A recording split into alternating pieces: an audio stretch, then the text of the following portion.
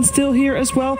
But we do have then after that T1, rather than choosing Radiant, they chose Dire. So Alliance will be second pick for this one, and then Dire for T1. I don't know if that tells you guys anything, because so far Alliance has actually been the only one that we know of that actively chose Dire in the past. So maybe they just wanted to remove it from Alliance? Exactly. Maybe that's why. They're taking it away from a team that seems more comfortable on that side. I don't know if Alliance has significantly better win rate in the tournament, but because they have chosen it mostly, our theory is that they did it primarily for the triangle area, for the easier stacking of the way they put the lanes. That seems to have been the case, at least with their overall game plan. So T1 trying to take them out of their comfort zone in that. As far as the bans go, we have the Chen being removed from T1 is, I don't know if I want to call it the odd one out. There's some teams that you ban Chen against. Alliance is one of them. Everything else here is very meta. Yep, the Pango and the Mag indeed getting removed there. No real surprises, as T1 has really liked that Magnus on the position 1 role as well. Made it look very scary. Yeah, Lion is one that goes with a really good win rate, right? It's like 68% with a lot of games. And Whiteman just said he spams that hero to get the 12k MMR. So 10k. Let's not exaggerate here. Nobody gets 12k on support, Shiver. That is literally impossible. Yeah, and it's impossible to also get it on 10k on support. But that's just me telling myself that. I mean, Whiteman literally turn to pick. did it on the Lion. Yeah, he's lying. I was waiting for you, Sin. Thank you. All right, Omni Knight to open up there for Alliance, and I feel like they're just going for a tried, true and tested duo. Sand King and Omni Knight, 2 of the winners of this of the patch so far. What's the win rate of Omni, actually? How good is that? Because I feel like a lot of teams have rated this super high, but I think I haven't really been that impressed. I feel like it's been very polarizing. Smack bang 50%. Yeah, okay. That is pretty polarizing indeed. And then I believe Sand King, he's sporting a slightly healthier 63% win rate. Yeah, Sand King's been really good. I think that hero...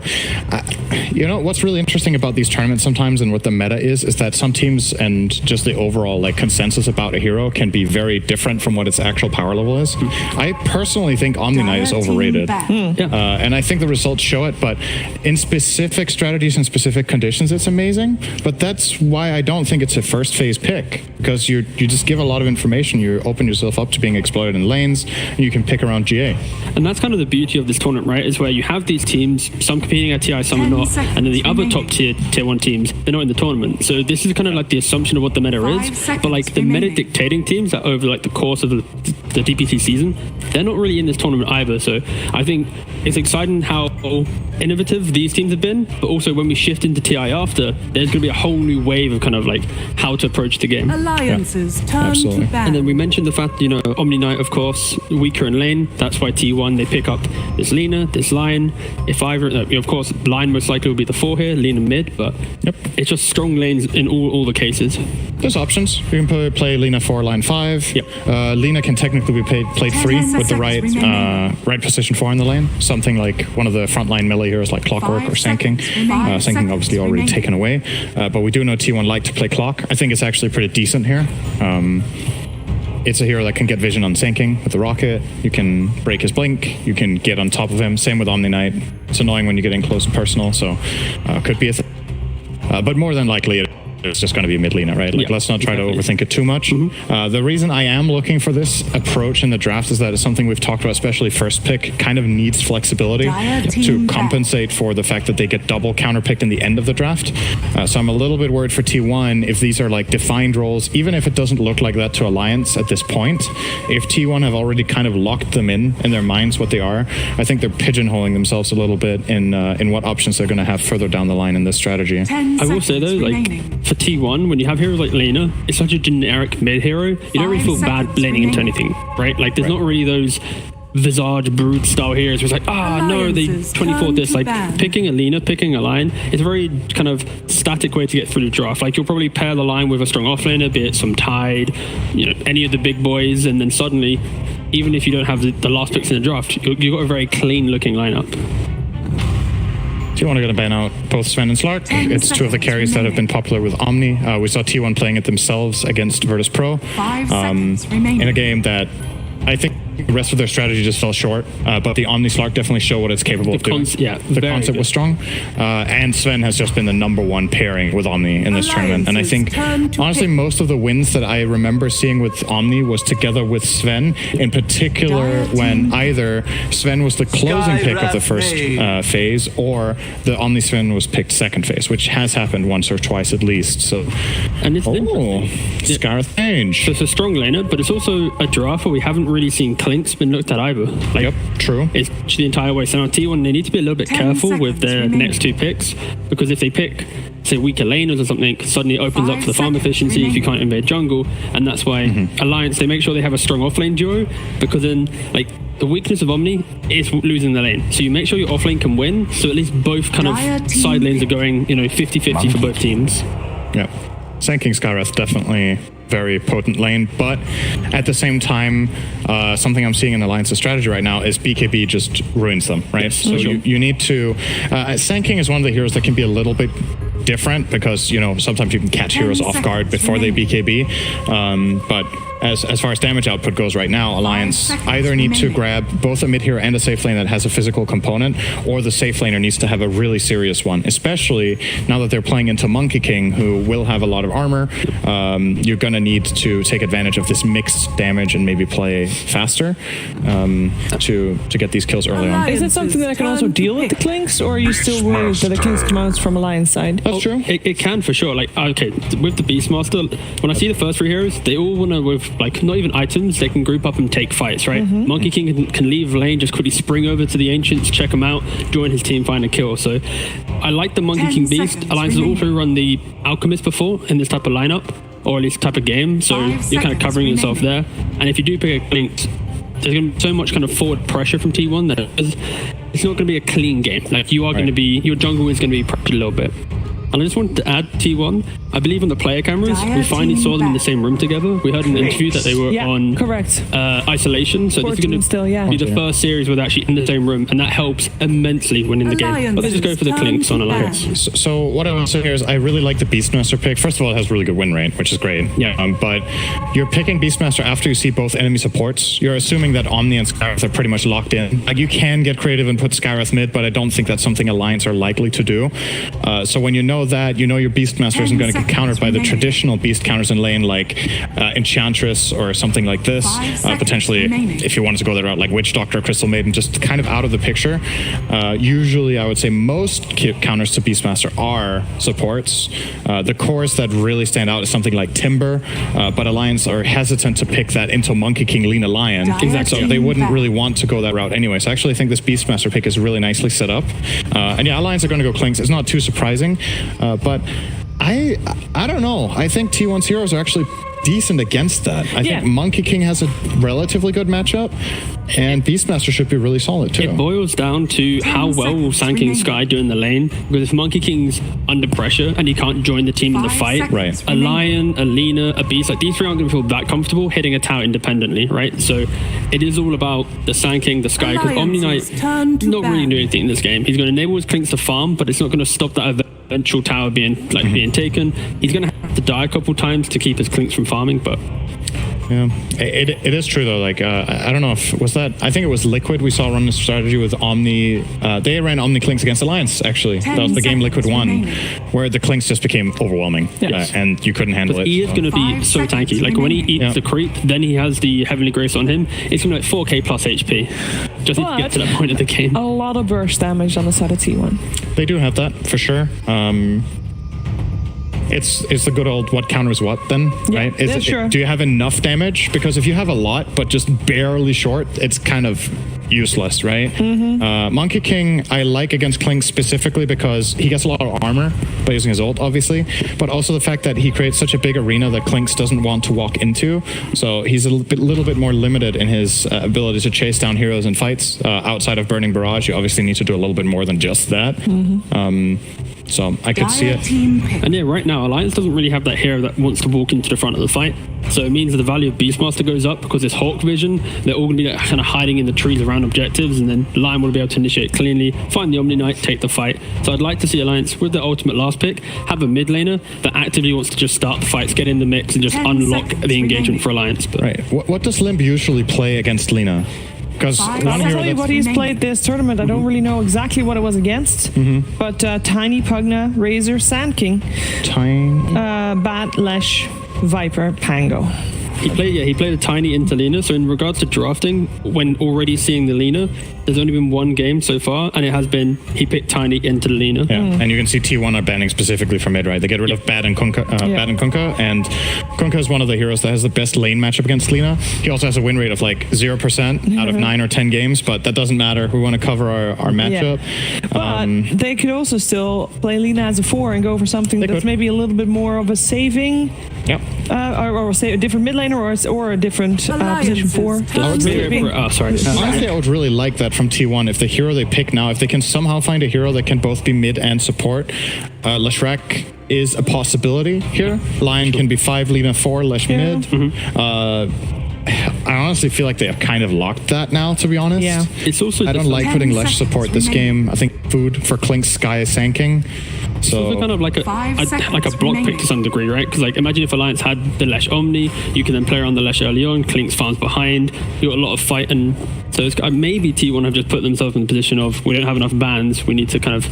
Because what else right now for Alliance are you seeing is going to be the big hero? Maybe like a Pugna. Pugna's good. I was gonna say Pugna. Playing against triple int, Yep. with really high mana costs on all of their spells, and knowing that it's Limp and it's a hero they felt good with, I think they're going to go that direction. You just need to be the proactive one. If you're the one not hitting the tower first and they're already sieging you, defending with this lineup on Alliance will be difficult because, you know, Sky, Pugna, You may now Clinks, they're not select going to your really want to heroes. defend an objective that cleanly. Of course, Sanking will. They have some insanely powerful scenario. There Oh, they just go for the tiny. Okay. It was one or the other, probably. Yeah. I think what spoke for Pugna here is that it's also played with Skywrath and King, so that like, the magic damage would just be insane and overwhelming. But maybe what they're looking at is we want to make sure that we can start fights in multiple ways, so we have Tiny and Sanking, and Decrepify can really put a wrench in the wheel for Klinks as well, right? So you got to be a little bit careful you don't like anti-synergize in your own lineup. But yeah. I like both teams' drafts, honestly. I can see the upsides to both strategies. My prediction going into the series was that T1's going to win, but we've seen this Omni Klinks. Yeah. I think this game's going to be close. Yeah, for sure. Yeah, I think T1's draft looks way nicer on paper, like the mechanisms taking Roshan, playing lanes, grouping up early. But Alliance has that kind of skirmishing need that the current kind of tournament meta has dictated. But once Klinks gets online, Sanking, Tiny jumping in first, Klinks behind, Omni enabling. I like the idea of it. So it's going to be a very close game. Yeah, I'd say very worried for T1 with that Klinks, because we know Alliance can defend high ground quite decently regardless of the game. And it hasn't lost yet. And it 6 hasn't games, lost yet. 6 wins, yeah. Yeah, it's 100% win rate. And I mean, if this game goes late, which traditional Alliance games have a tendency to, I feel like they're just gonna walk away with this. But we're gonna find out and see how this one plays out. We're gonna head over to Sunsfan and Kyle. Thank you, panel. T1 versus Alliance. Suns fan with cut. We were cast together, have we? No. Much to your pleasure, I'm sure. I'm so excited to be here. Great to hear. I get to cast my first Klinks game since the new patch. Burning Barrage reminds me of a hero from a game that both you and I came from, named Forsaken Archer. Indeed. Had a very similar ult, actually. Correct. Didn't use base damage, though, right? It was just Magical. fixed magic damage. So, all right, you're yourself. Oh, So no. the good start to this game so far, Whoops. Kyle. It should be fine now. Yeah, I you're hope. good. You're good. Although apologies to those in chat who would have hoped I would have stayed muted. Alas, Cinderin was unavailable. But yes, true. indeed. You want to bring the backstory of, I guess not our casting together, but my original commentary? Okay, if you really want me to. I mean, there is a pause right now. So the first time I ever encountered Kyle, he was a young lad named Swindle Melons. And I was casting in a beautiful studio called NASL, Heroes of Neworth. And back then, they wouldn't have live casting. It's a lot different than it is now. They would actually record the game and then broadcast it later, a couple different times, actually. And a game with you involved, I was casting with my good friend Zeno, and later ESL, Heroes of New Earth. And back then, they wouldn't have live casting. It's a lot different than it is now. They would actually record the game and then broadcast it later, a couple different times, actually. And a game with you involved, I was casting with my good friend Zeno.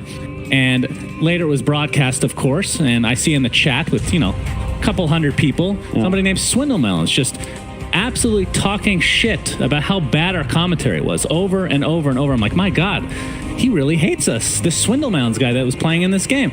And then Sounds like a few hours later, it was rebroadcast to about 30 people. And lo and behold, I look at the chat again, and who is in there?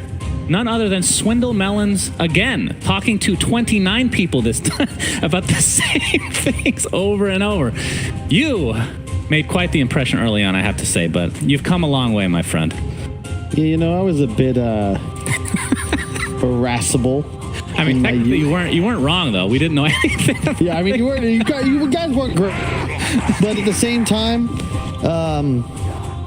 Han wasn't exactly the greatest game. Certainly not the greatest community, but yeah, that's where I came from. Still a lot of friends from that era. I mean, kind of scary to think that it's been a decade. But when Han Trash was first a thing, and then within a couple of years, it was considered a compliment because everybody that came from Han was actually really good. Yep. A lot of some TI winners. Yeah, absolutely. So T1 versus Lions, this is a lower bracket, so a little bit surprised to see both these teams in there this early on as we're seeing a little posturing here. And speaking of Han Trash, Limp and Hanskin still S4 even all made their bones back in the day, and it's really fun as well to see Limp, one of the best Pebbles, still playing Tiny. I like, you're right. The last pick. We did this for a while back in Complexity as well. If you're ever in doubt, you don't know what to pick for Limp, just give the man Tiny. He will certainly perform. But I had Alliance coming into the series. I think it'll be quite close. Expected a 2-1. And thus far, I think Clinks is just the best hero in the game. And until somebody loses, I don't really know how to beat the hero. Nico should have a very nice time down bottom, and I'm concerned for 23 Savage in the late game, because if you don't get on top of the Clinks immediately, you're going to have some serious trouble. So talk to me, is it just Burning Barrage, or some other changes made to this hero that makes him super broken? It's the Burning Barrage. Your ultimate is a built-in steroid, right? Like, it's... You get 1,000 health and 120 damage once you have Shard, and you just eat the skellies that spawn after you come out of Invis. Invis effectively gives you 0 downtime, so you clear a wave with Barrage, and then boom, you pop a Haste Rune, and you go to wherever you want to go, whether that's a gank or an Ancient stack. But most importantly, and it's something Effie's been saying all week that I agree with, we nerfed a lot of these Ancient takers, but Ancients are still very strong. That taking stacks is what you want your carry to be able to do. So we see a lot of Sven and Clinks, which Clinks is actually better than Medusa at clearing stacks. Like, I know that sounds insane, but until Deuce has like 3 items, Clinks does it faster. No, I believe it. I've seen it, of course, but I mean, it's actually an interesting concept though, because you're talking about carries that are able to take Ancients now that couldn't before. There's also supports. A lot of things are being added to the game to be able to clear waves. It feels like everybody, and this is something I talk to Synderen about all the time, and he's not a big fan, and I am. I'm sure it's polarizing to a degree across the community, but everybody's just getting more farm in general. Do you like that type of gameplay? As we're going to see a Burrow Strike here into Whitemon. Wow. That is going to be a first blood for Alliance. Really well played. Savage getting forced out too. It's a really nice job by S4 there, going for the Caustic on point 2. And just kind of a misplay there. You have to be very respectful of the wave once SK hits all of those creeps. The explosion damage is very powerful. You can see it there. And the slow, you just can't stand against that. So, Monkey King definitely favored in this lane, but Skywrath kind of equalizes a bit because you enable your Sand King to have that offensive threat, so you can hit creeps and trade aggressively with the supports and the Sand King. Yeah, going for it again. Whitemon just TP'd here. It's already at very low HP. Has 2 salves, though. It's true. He's come prepared this time around. I mean, in terms of mid matchups, I mean, obviously Tiny is not the most common mid, but like you said, Limp, it's pretty standard for him. Throughout pretty much every patch, I want to say. What do you think of Lesh versus Tiny as a mid matchup and as a whole, though? I mean, you're going to trade, right? Limp, it's how it looks. We're slight CS advantage, perhaps, for the Tiny, because you have a big base damage edge, but you're going to be out harassed. You have 0 armor at level 6. Things become a lot easier for you. But it really comes down to who gets the rotation, because both heroes likely get a kill with any +1. Radiant's courier has been killed. Looks like a courier was taken out in the meantime, but The thing I love about Tiny, and we talk about, not to bring up Heroes of North again, but basically the standard play back then was you just do the avalanche toss, blink dagger, and you just blow people up. As we're going to see, potential kill again here onto Hand Skin. Looks like the proc is there for 23 Savage. The Burrow Strike is going to keep them at bay. Hand Skin gets outranged by the quote-unquote melee hero in Monkey King. But what type of build are you hoping to see for Limp? Like, how much has it changed throughout this, the history of this hero? I mean, it's really the same. The one thing Limp has always been better at than pretty much anybody else in the game is recognizing when to combo for max damage, when to slow combo for max disable, and when to play for tossbacks. And I think the tossback specifically is what makes this core Tiny so powerful. It's another reason I think Magnus has been seeing a lot more use, just because Skewer is suddenly this like better than RP-esque kill potential. Right. It's like a hook that is a little bit more consistent, especially once you get Blink. And I really think you just play it the same way in a sense. You know, Blink, I like the Echo Saber. I think some games you end up going for a Midas. But either way, it's just all about maximizing the combination damage. Yeah. Very tanky hero, too. You get 12 armor at level 6. That's pretty significant. Yeah, for sure. 60%. But the fact that you can kind of scale into the late game now with the Shard, right, and just go like more right-clicky with Daedalus. You can even go like Aghanim Scepter super late game or something to that degree. Pretty cool. So I'm hoping to see more of Tiny than we have been. I feel like it's a little bit underrepresented. Yeah.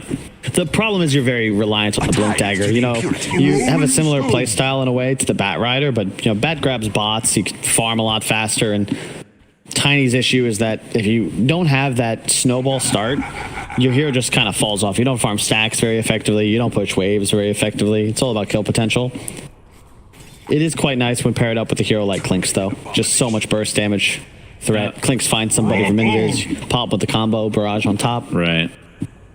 Now, for Alliance, something that the panel was kind of talking about, which is kind of obvious that we've seen so many times already, is just the Clinks Omni Knight combo. But right, T1's lineup doesn't seem that bad against Omni Knight, especially against GA. They just have a lot of magic burst damage in particular. Yeah, definitely. Yeah. Omni can struggle specifically against these high damage and high CC supports. T1, I think, like, if you look at the raw damage output, right, they're a lot less focused around burst. They're going to have some significant sustained damage within fights. Alliance, it's a lot more about finding pickoffs right off the bat with a combo and a Clinks, maybe a Sand King stun with the Mystic Flare on top. And your tower damage is somewhat limited. Nico Baby's going to have to do a lot of heavy lifting. Whereas I think T1, it's going to be easier for them to capitalize on kills to find objectives. Now 23 Savage gets the Jingu off. Let's heal him to a very high degree as S4 limping away. Looks like he's going to be fine, though. So another Arcane Bolt comes in for Whitemon. So just trading harassment here and there. What about Monkey King's game? Do you think this is a... You talked about how Clinks will out-carry him theoretically, but how does Monkey King feel in a game like this overall? You do all right once you get, like, your third item. I am actually surprised how well top's going after they lost the first blood. You can see Hanskin just with the double null. He's just spamming damage into this lane, but still just fine for 23 Savage, and it gets much easier for you as time progresses. You're going to have plenty of sustain now, and I like that they're just keeping lane control, and S4 is going to have some serious difficulties contesting. He's probably going to need to look to back lane or just jungle. Yep, when in doubt, go jungle with Sand King. No problem there. Carl took a bunch of camps in the meantime in his jungle, as he, in terms of net worth, doing quite well. In fact, T1 as a whole looks like they're leading slightly with the top 3 net worth cores in the game right now. Yep. Very nice landing phase. Top's actually doing incredibly well. Ancient Seal with the Avalanche. There's the toss combo, and down goes Carl. A needed kill. You can't really do much anymore top for Hanskin. They even kill the ward. Ancient Seal, one of the best one-of spells in the game, I have to say. Long Silence gets magic amp. Anytime you have a hero like Tiny that can just burst damage, just complements so well together. Bonds will break. As we see a pig pole picked up by Sand King. Great to see. You a big fan of this neutral item? As we're going to see the Ancient Seal impact. It's a single target spell, guys. It's not that difficult. The Avatos was a little bit harder. Thank you, production. Pig pole. What's your rating? I think it's a decent item. I think you personally overrate it. I never said it was even good. I like the idea. The concept is amazing. It's self-hex. As an item, it's But it's mischief. You know, Monkey King does that. He turns into a tree. Right. But with micro buffs, it can become very strong because now Mischief has the shard, True. which does. I don't think I've seen it in a competitive game yet, but sounds really good. I'm sure we will. I think it's, in a hard carry monkey game like this, if you were to take second Roche, it's really good on Lesh. You might give it to him, but Yeah, I think it's just something that you'll see, TI time, Thompson, 40, 50 minutes in, suddenly he's, disjoining some huge stun into a BKB. It's possible. I mean, half a second. That's pretty long, actually. That's going to set up some pretty high plays for sure. As you can see, Nico Baby has a Soul Ring and going for Maelstrom. It looks. I mean, is there like a standard build that you just see literally every game, or is it some wiggle room? Well, what's interesting about Clinks is you typically don't max your arrows at the moment. You get max barrage, of course, but even Windwalk early on. I'm surprised to see the Soul Ring, but it's probably just because it's side lane Clinks. Mid Clinks typically I see with Bottle, but it's nice because you effectively Soul Ring and use ult, and you're now full health. Run around, plus 80 damage, something like that. Good smoke here from Alliance. They'd really love to kill 23 Savage. Look at a deep port up as well. With the Arcane Ring, this is a guaranteed kill if they can land the opener, but 23's got lane control.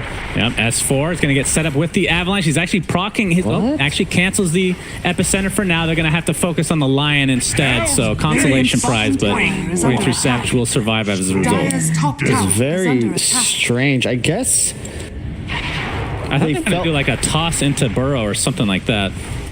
Well, I just don't know. Speaking of which, toss from Mr. Limp onto the poor Leshrac, although he has his Pulse Nova going. Looks like he's fine, actually. Nice toss back. Very odd. 23 only had 1,000 health, so I think he's just dead in like a stun and spell combination, but they felt they needed the Epi and changed targets once they realized it would not be able to land. Double damage snagged here from Zephyr is... Okay. Humbler Toy. Do you like that one better than cool. Pickball? Yes. Okay. Yeah, it definitely has some higher value because you can go up high terrain or whatever without getting hit. It's like a DIY Force Staff. Yeah, for sure. Except you can't use it when you get hit, right? So it's a tier 1 item. Yeah, but it's a 7-minute Force Staff, right? Yeah, true. That's a free kill. All right, Carl and company. Looks like they'll find an easy one on FNG. Yeah, this is the power of the Leshrac, because you plus any support in this game is a kill. But more importantly, because you get that kill, you can just run up the off lane now, force Nico Baby out of it. And this is the real benefit of the T1 lineup. They can get these quick kills and then immediately look to take towers. Really early Hood on S4. Yeah, tough to push into the Sandstorm. Try to prevent this from being a free tower for T1. He actually gets the Epicenter into the Burrow with only 1 TP coming. Does a lot of damage to Carl, but might be in some trouble himself.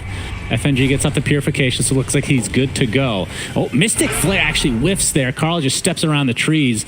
And the Primal Roar used as well just to try to get away. Looks like they'll be successful, though. Really nice job by... I love the new style of Dota. Alliance, they bring these heroes, they pop Epi all these spells, and a kill would have been nice, but they're just defending the tower, right? It's Catapult Wave, and you don't overextend. Even T1, right? Lina was farming mid in the meantime, 23 Savage was still top, and Alliance also had heroes in those lanes. Like, it's no over-rotation.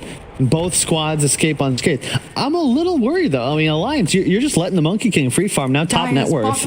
Although I will say 23 has done a great job of controlling his safe lane. If he's pushing this into tower, he dies to any 2 stuns, right? The reason he lived top on that initial smoke rotation was because Alliance were forced to dive tower to land these abilities, and it's all because he's just static farming the lane. You can even see in the heat map, like, he's barely getting close to the river, let alone away from his tower. And still a close game, relatively slow, but I think things will pick up once Limp finishes the item. He's gotten his quick buy. Pretty close. Doesn't want to take any chances on that rune since he is so close, like you said.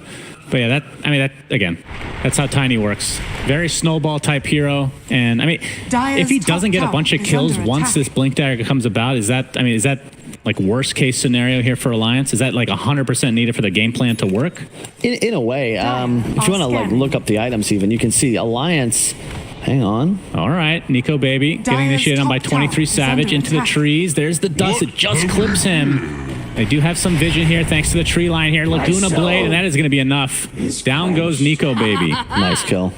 So 23 Savage, just a completely free game right now. How's that Echo Saber going to be going for Deso next? Yeah, this lane ward just paying huge dividends. That's why they get that kill, and it'll even set up for a free D ward that Whitemon collects. But the thing about Alliance's lineup right now, they're investing a lot of this early gold into Blink Daggers. There's no stats on this item. It doesn't help you farm faster. It's just about initiating, finding pickoffs. You're going to have one on Sand King, one on Tiny at about the same timing. Meanwhile, T1, they're going stat items. Their cores are just building to be stronger. They're going to get use out of these items whether or not they're fighting enemies. And you got to be a little concerned if you're Alliance, because you're just falling further behind in terms of the map control. Yeah. And you're in a position where I think you're going to need to find kills. They haven't played Clinks the same way, say, PSG LGD did, leaning on ancient stacks for Clinks. I'm not sure if they saw that smoke with the vision from the boar, but there's the Blink Dagger. He was purposely not delivering it just so he could use this as a surprise tactic as Limp. Onto the high ground he goes. Really needing to find some kills here for Alliance. Already at a 2K net worth deficit. Oh, they eat the tree. Mystic Flare. That'll be enough. 23 Savage gets wrecked. Carbon footprint for Yeah, they're going to definitely know there's probably a ward there, but Limp was quick. He might have seen it even without. Yeah, they're going to find yet another kill, this time on a support Zephyr in all likelihood. You have the Avalanches there to slow them down, toss back, but there's the Roar to counteract it, and there's the Heavenly Grace to completely dispel, which is obviously the reason that this hero is so good against Beastmaster. Is under attack. Radiant's bottom And honestly, that's the biggest reason you pick the hero. It's just that one spell, feels like. Well, it's really nice. Like, it's first off undispellable. So there's really nothing you can do to even... Your draft has to plan around Heavenly Grace. There's nothing you can do to defeat it. And even if you pre-do it, you know, don't wait for the Roar, the status resist is so impactful that it feels just as good, if not better, because you also get that huge HP boost to your max before the spell would land. And another smoke. And there we go. This is what we're talking about. Blink Dagger online for Limp. That is several kills afterwards. It's only been like a minute and a half, I feel like. Yep. You can see the damage already done. Number 1 in the game for Limp. Yep. A big part of this is just because they were able to defend that tier 1 bottom. You know, I've watched that Jenkins video now like 7 times. When that tier 1 safe lane dies, your whole jungle gets a lot more difficult to play. And because it's still alive, they're just sitting as 4 there, and it forces T1 to stay on their side of the map. You know, those Jenkins videos, you can tell he's trying really hard to not sound like a degenerate. He's over-enunciating everything, and he sounds weird. He does. I'm not used to him speaking like a normal human being, you know? Me neither. Very educational, though, if you can get past that abrasive in green rooms, it's always about how he went 1 in 17 on Venom. Yeah, it's the 1 in 17 every time. That's true. But yeah, we'll see how it plays out. I mean, Alliance, they're playing the draft the way it has to be done, making some space for Nico Baby, who's now top net worth. But T1, don't count him out. They have some pretty incredible team fight, too. And they've yet to use Finger or Laguna. Both are ready. That's true. Somebody's going to get buffed. FTP support coming in. S4 gets a burrow, but there's the Impale shortly after from Whitemon. Wukong's command and the GA to follow. They just disengage now. Couple TPs coming in. I hear a roar on the other side, but Kukul's all by himself. The barrage and the toss is going to be enough to take him out in the meantime. Epicenter completely wasted as the Wukong command finally comes to an end. And this tier 1 tower likely will fall one way or the other. Hey, you take that if you're Alliance. Nice fight. Just unfortunate. I think if 23 Savage, he leapt away, afraid of perhaps getting his tree cut again, but if he stays there, Wukong's immediately, perhaps that'll go better for them. But you can see the way that Alliance plan to use GA. It's just a counter to the ultimate of the Monkey King, and there's no offensive dispel for T1. It's going to be a problem with the lineup. Well, there is a neutral item that'll allow you to... Oh my god, yeah. Is that a tier 4, I believe? Radiant's bottom tower no, is it that one? Yeah. God, I can't even remember. Sure. We'll just assume. That's the one that does like extra magic damage too, or something like based on your int, right? Yeah, there's some weird. Still got to get used to some of those. It's interesting though because they got rid of a bunch of the items that felt like they were just either useless or amazing, and there's like no in between. That one feels like one of those potentially. This is oh yeah. You'd love to see it. The ancient stacking. Yep. Beautifully done from Nico Baby, completely decimating those stacks of ancients with the burning barrage. And it's the reason he's ahead of his counterpart, right? 23 Savage, you know, as a monkey, you don't really take stacks you're forced to farm lanes, farm woods, and maybe find some kills. And things are going to get a little concerning once Nico gets the Scotty. Radiant's bottom So tower the fact is that it under procs attack. items, obviously the Maelstrom Scotty Radiant makes a lot of sense. Like, structures do you are go for like fortified. Daedalus or something like that? I mean, it's like 60% of the Daedalus base damage, MKB, that's why it's kind of busted, to be honest. Radiant's bottom You know, tower has Medusa split shot only applies modifiers at level 25. Dire's top Clinks tower just does is it with under his Q attack. Yeah. the whole game. I mean, the difference is it's based on the percentage of your base damage as opposed to like Pangolier, where it's a fixed Radiant's damage. So yeah, you can bottom proc tower like is under MKB, but like Dire's Daedalus top is garbage tower on is him, under for attack. example. Although I've tried it and it did work technically. Not surprised. Yeah, at my bracket, of course. It's a Whitemon. Path of Guardians build. You get a little bit more farm for that. But that's true. Another smoke from Alliance. Yep, 4-man smoke, no clinks within Dire's it. top At tower least not at is the under moment. attack. He's pushing top tier 2, Radiant's though. bottom tower is under Uncontested attack. for now. Alliance, like, this is so spooky because all you see right now for T1 is clinks. You know the rest of the squad is hunting, and I like this decision to counter smoke. They're still incredible at team fights. Like, if T1 can just get a fight, there's no GA. Oh. No, it's back up. Oh. Yep, it's back up, and Helm of the Overlord is also up with the big fat golem giving that extra HP. Limp jumps in, gets instantly hexed though, but there's the Brock into the huge epicenter.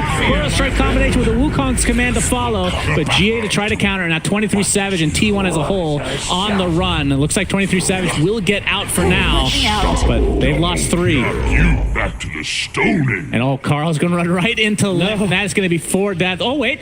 Limp? Right. Use that on some creeps. Just wants to get some farm in the meantime. Limp's just too good at Tiny. He's just multitasking the whole time. Yeah, it's the spell damage. You know, T1, their lineup is kind of reliant on momentum, and these fights, oh no, not again, the toss back? Yeah, toss back onto the range creep. He's going to try to right-click his way out here. You can see Finger trying to be used from Whitemon. He's going to use it, and Limp is getting extremely low, but there's a purification, and Monkey King goes down, and this might be another death for Whitemon if he's not careful. So T1 just not able to find 1 kill in this engagement at all. They don't have that real initiator, right? They have the Leshrac moving forwards, but you're going to watch this tower defense. You know, Alliance are just ready, and they're ready faster. And keep in mind, the Monkey King Wukong, it doesn't really exist as this fight. Like, it's a perfect Wukong's command, but you see the GA immediately, and all of a sudden, that is a worthless spell. The roar comes out onto a target that's already been graced, so Limp's just back up and running immediately. And unfortunately, the supports, like, you don't have that initiation potential. So S4 with that 3-man Burrow Epi, like, that's the end of the fight. Dire's bottom Very tower clean play. has fallen. Great initiation, or I guess you should say the secondary initiation from S4 coming in with an enormous combo. Carl now in the bot lane. S4 wants to continue the pressure here. You can see the burning barrage with the Burrow Strike to set it up, and down goes Carl again. Radiant are scanning. Yeah, burning barrage seems pretty good. It's very good. Dire's middle tower is under attack. Hey, just lower the, damage percentage, and it's probably fine. And harm. I mean, it's at, what is it, 60% right now, right? Is there a talent for it? Dire's bottom Doesn't tower look like is it. under attack. He gets more arrows, actually, so it doesn't change the percentage. I don't know, 40% sounds about right. Yeah. I think. 'Cause I do like the idea of this hero that has kind of not existed for the last 10 years to just have some sort of farming potential, to be able to be an actual kick. Well, it just needs to be toned down. I think it's a great Radiant's change top because tower the is issue with Clinks historically is just you don't farm anything. It's like a Radiant's CK, top but the tower ranged has been form. denied. Whereas now it's just overtuned. Like, no problem with the ability, but it's just too strong. It's actually similar to Tiny in a lot of ways, where back in the day you'd have to get Avatos combos on Tiny to be able to do anything, whereas technically you can pivot to a right clicker, right? And Clinks was kind of this snowball hero for the longest time as well. But They got vision up top, so they're going to just follow their Clink through Graced. they see Cuckoo, Whitemon as well. They'll focus on Whitemon for now, and that'll be an easy one. Another burning barrage from afar. Nico Baby having himself a pretty good game overall. Yeah, the Scotty's just so devastating. Now with bottom tower Dire's taken, they top can tower secure is the under attack. outpost and then likely look to bait a fight and or just go Roche. Yep. But don't count T1 out. I mean, they're not out of this, but it is a little rough. 23 Savage, he has Echo Saber, Deso, but the trouble is that's just doubling down on his physical damage, right? And they're playing into Radiant's Omni middle Knight. tower There's a is reason under this hero attack. is a top pick. Dire's top tower And if you don't kill has him fallen. off, like FNG is just going to say, oh, GA. Purify. Yeah. Good try with your In with theory, Wukong. they do have the damage. They just don't have the catch, right? Yeah. I mean, does Beastmaster have the blink yet? He's going for that next, so 400 away from Radiant's that. bottom But then again, tower even if is you under like attack. your hard counter, technically, if you're not finding Omni Knight, because you have that Heavenly Grace. The other thing is the Scotty is super critical here, just also because of the healing and lifesteal reduction.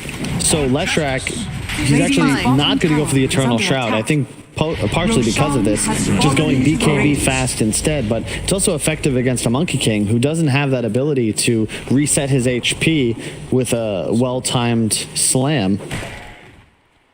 Or Boundless Strike, I don't know. Couldn't place the ability. Slam, I think you're thinking of Pandemonium. Possibly. It's good, but that was That's a great hero. Yeah, that was a great hero. I feel like Valve could just buy a bunch of these heroes from Han. And just They wouldn't cost very much. Tell me how we had a Samuel L. Jackson announcer pack. yeah. And then was good. taunts. I Radiant's mean, bottom tower The taunts is are on under another let, level. yeah, we can't let OG get into the taunts. That would be That's true. That would actually Dire's break middle people. tower is Yeah, under Because attack. it was quite hardcore. you would do it on somebody. I think one was like you literally dropped like a garbage can on Yeah, them and garbage said, can, and then the baby's announcer head said- comes out and all. Yeah, and Samuel L. Jackson says dumpstered. Yeah. They were a next level for Radiant's sure. bottom They were ahead of their tower is time. under attack. As Nico, Baby, and Dire's company are in middle tower is very under good attack. control of this game. Dire's 14 middle to tower 3. Only is 3 fallen. kills for T1. As Alliance, I mean, the smoke usage from Alliance has been on point, right? I feel like almost all of their kills came off of movements from the cover, the Smoke of Deceit, and now with Aegis, push ahead and got to get a new Death Pact. That's another cool quality of life change for Clinks is that once you're level 18, there's 0% downtime. yeah, It was I just never liked necessary. the idea of this spell, especially back in the day, because it's just like, I got to go into the jungle, find a creep. Now it's a little bit more convenient. And the fact that it doesn't break your invisibility, big quality of life change as well. It was like a more tedious God Strength from Sven. Yeah. 'Cause it fades and it's like, oh, sorry guys, 30 seconds, I'm useless. Because Sven, at least, it's just damage, right? Whereas Clinks, it's also a survivability tool. Because your hero doesn't have enough HP without your ult running. So from T1's perspective, like what is the, I mean, we talked about the Blink Dagger for Cuckoo, which he actually went 4-step. He pivoted a bit here. Like what is their angle to try to get back into this game, do you think? It's tough. Like, we saw when they killed Nico Baby how the Monkey King can be an answer of sorts, but the trouble is now you don't seem to have the tools to get onto the back line. S4 has played quite well. Limp's doing a great job frontlining, and if you don't find the Omni, then you don't even need to bother trying to kill Clinks. And I love that choice from Limp, just getting a very early AC, controlling the armor, controls the amount of physical damage. This T1 lineup, the problem is that it's built around momentum. They don't have like great pickoff, but theoretically, if they got ahead, they'd have this overwhelming amount of damage. Whereas right now, it just kind of feels bad because they want to be like pushing as 5, and instead they're trying to split push the map.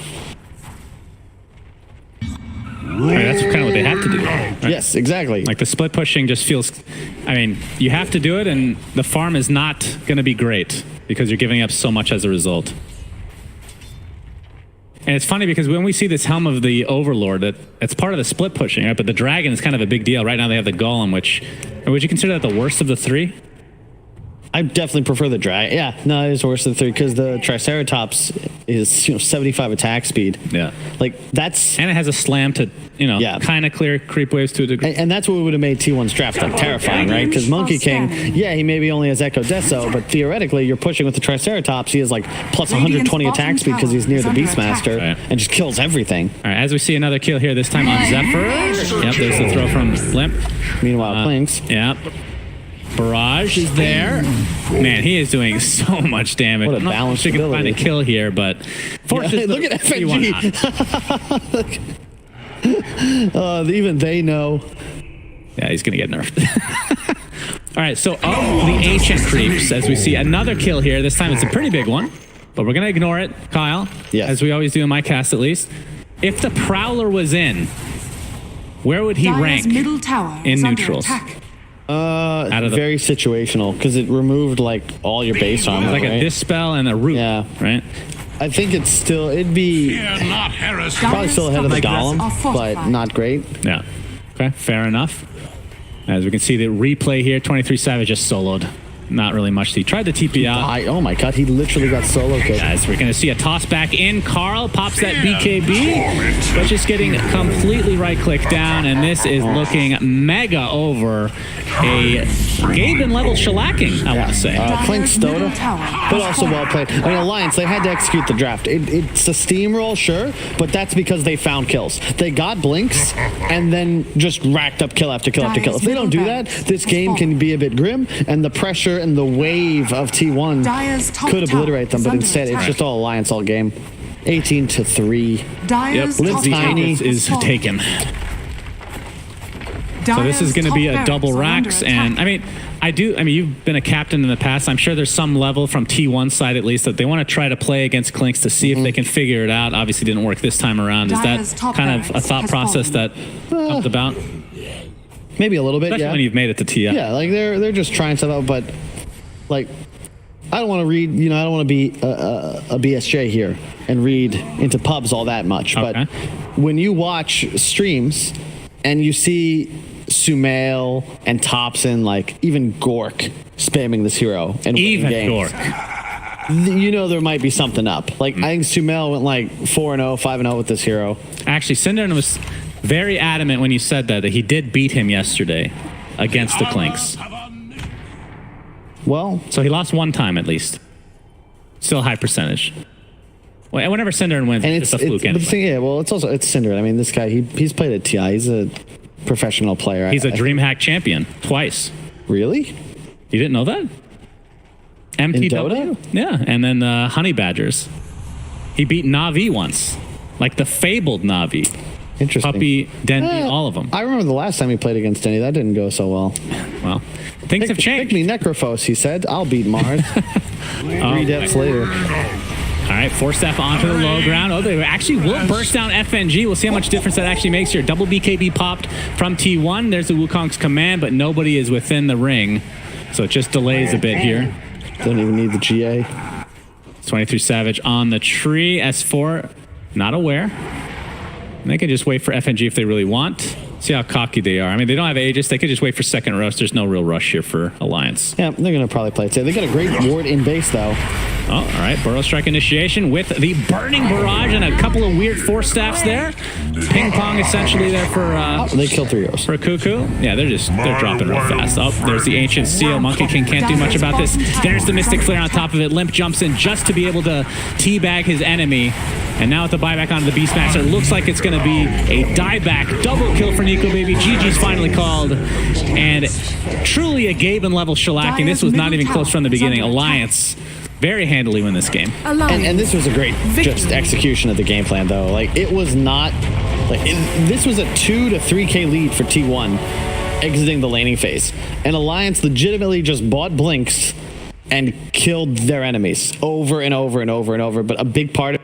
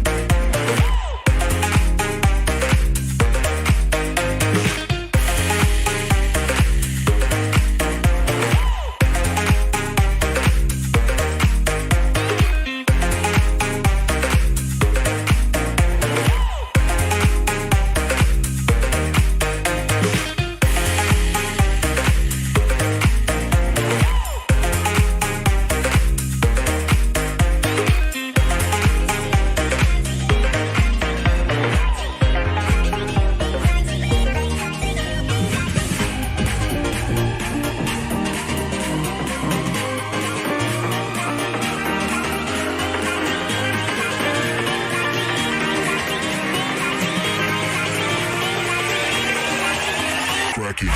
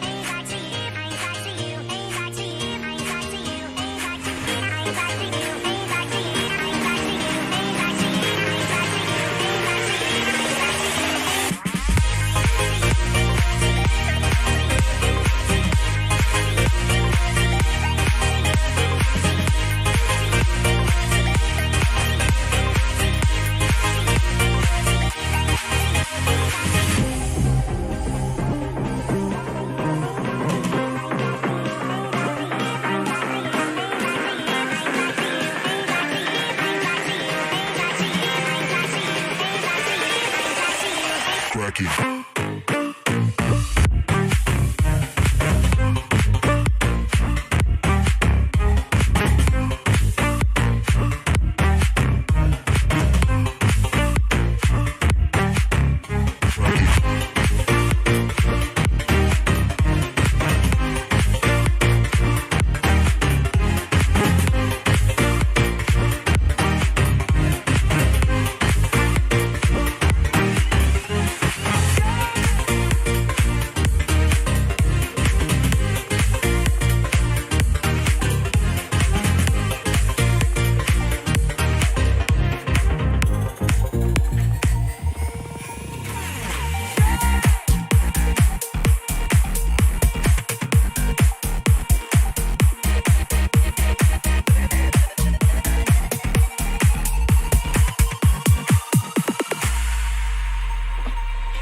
I just can't let you go.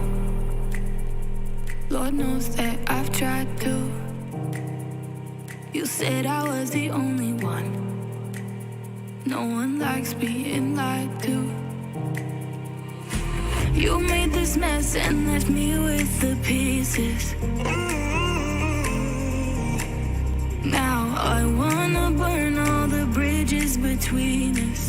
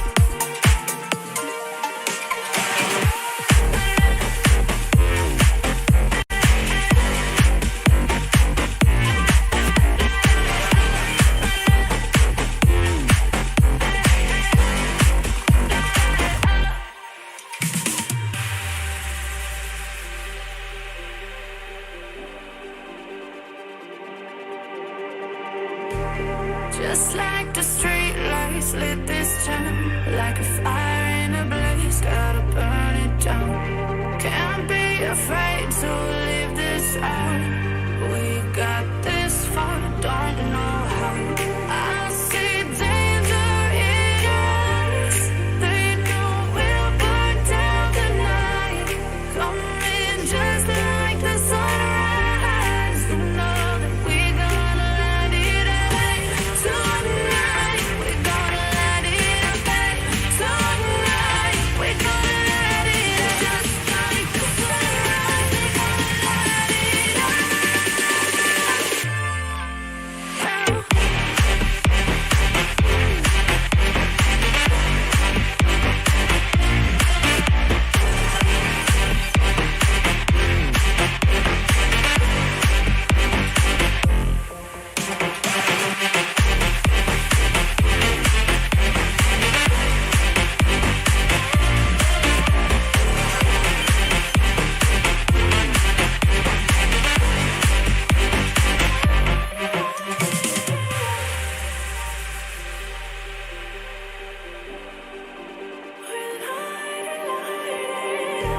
Just like a spark that's breaking out. Can't make a stop, can't turn back now. We know that there's no room for doubt. No, we can't turn back now. I see danger in your eyes. They know we'll burn down the night. Coming just like the sunrise. You know that we're gonna light it up tonight. We're gonna light it up tonight. We're gonna light it up just like the sunrise. We're gonna light it up.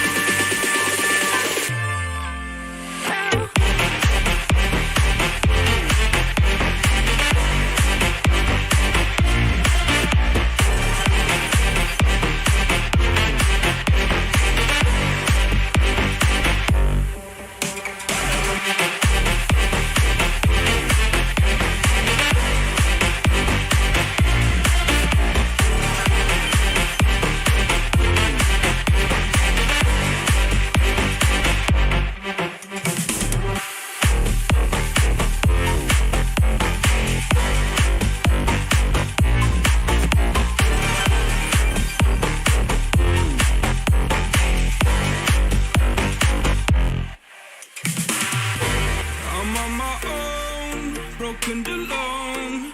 I feel the rain crashing down all around this empty town. I'm searching for the lost and found, but you don't care, you're unaware. Keep moving like the scars aren't even there. It's in the air like a blazing flare. Just stare 'cause the flames will burn us. I thought you were the one for me. That's why I gave you everything. Held you close by the stormy seas. Oh, you meant the world to me. I used to kiss your head when you cried for me. Hold your hand while the pain was over. Keep you warm by the roaring sea. You meant the world to me.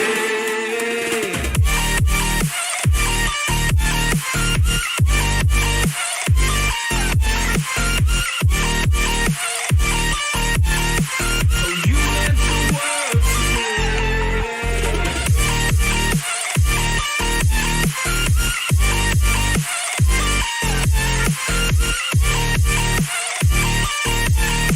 Oh, you meant the world to me. My darling dear, you're never here. When I'm in pain, you hide and disappear. Like shadows in the atmosphere, charting the stratosphere. Yeah. I prayed for you and kept you near, in hopes you'd chase away my fears. I'm on my own, you made it so, and now I'm chasing nightmares through. I used to run with you through the great big leaves, laugh at you when you laugh at me. Hope for us because I believe the home was just you and me. I thought you were the one for me. That's why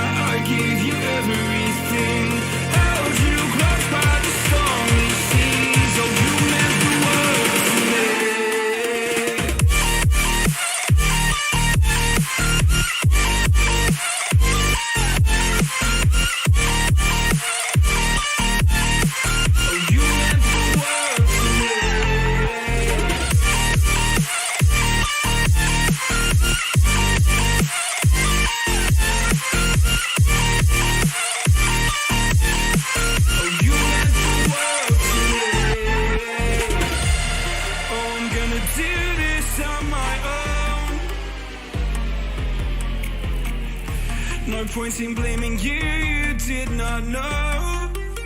Oh, I thought you were the one for me. That's why I give you everything. Held you close by the stormy seas. Oh, you meant the world to me.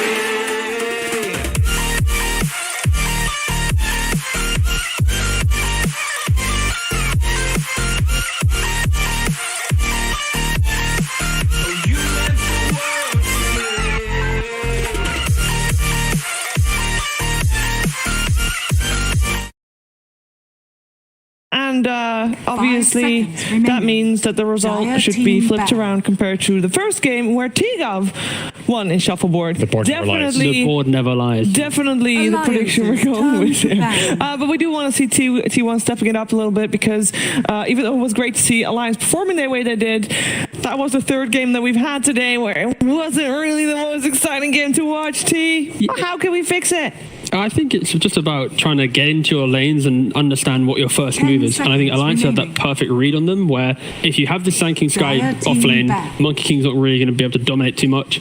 And then as soon as Leshrac comes bottom, S4, like Purge mentioned, you have that herd, you TP down. And when you bring all your resources to the bot lane and you get a net gain of literally 0, your game feels so awkward. And then they kind of go to plan B, which is just mode farm, but that enables the Clinks, enables the Tiny. So 10 a little bit seconds more, remaining. Pip and a step on T1.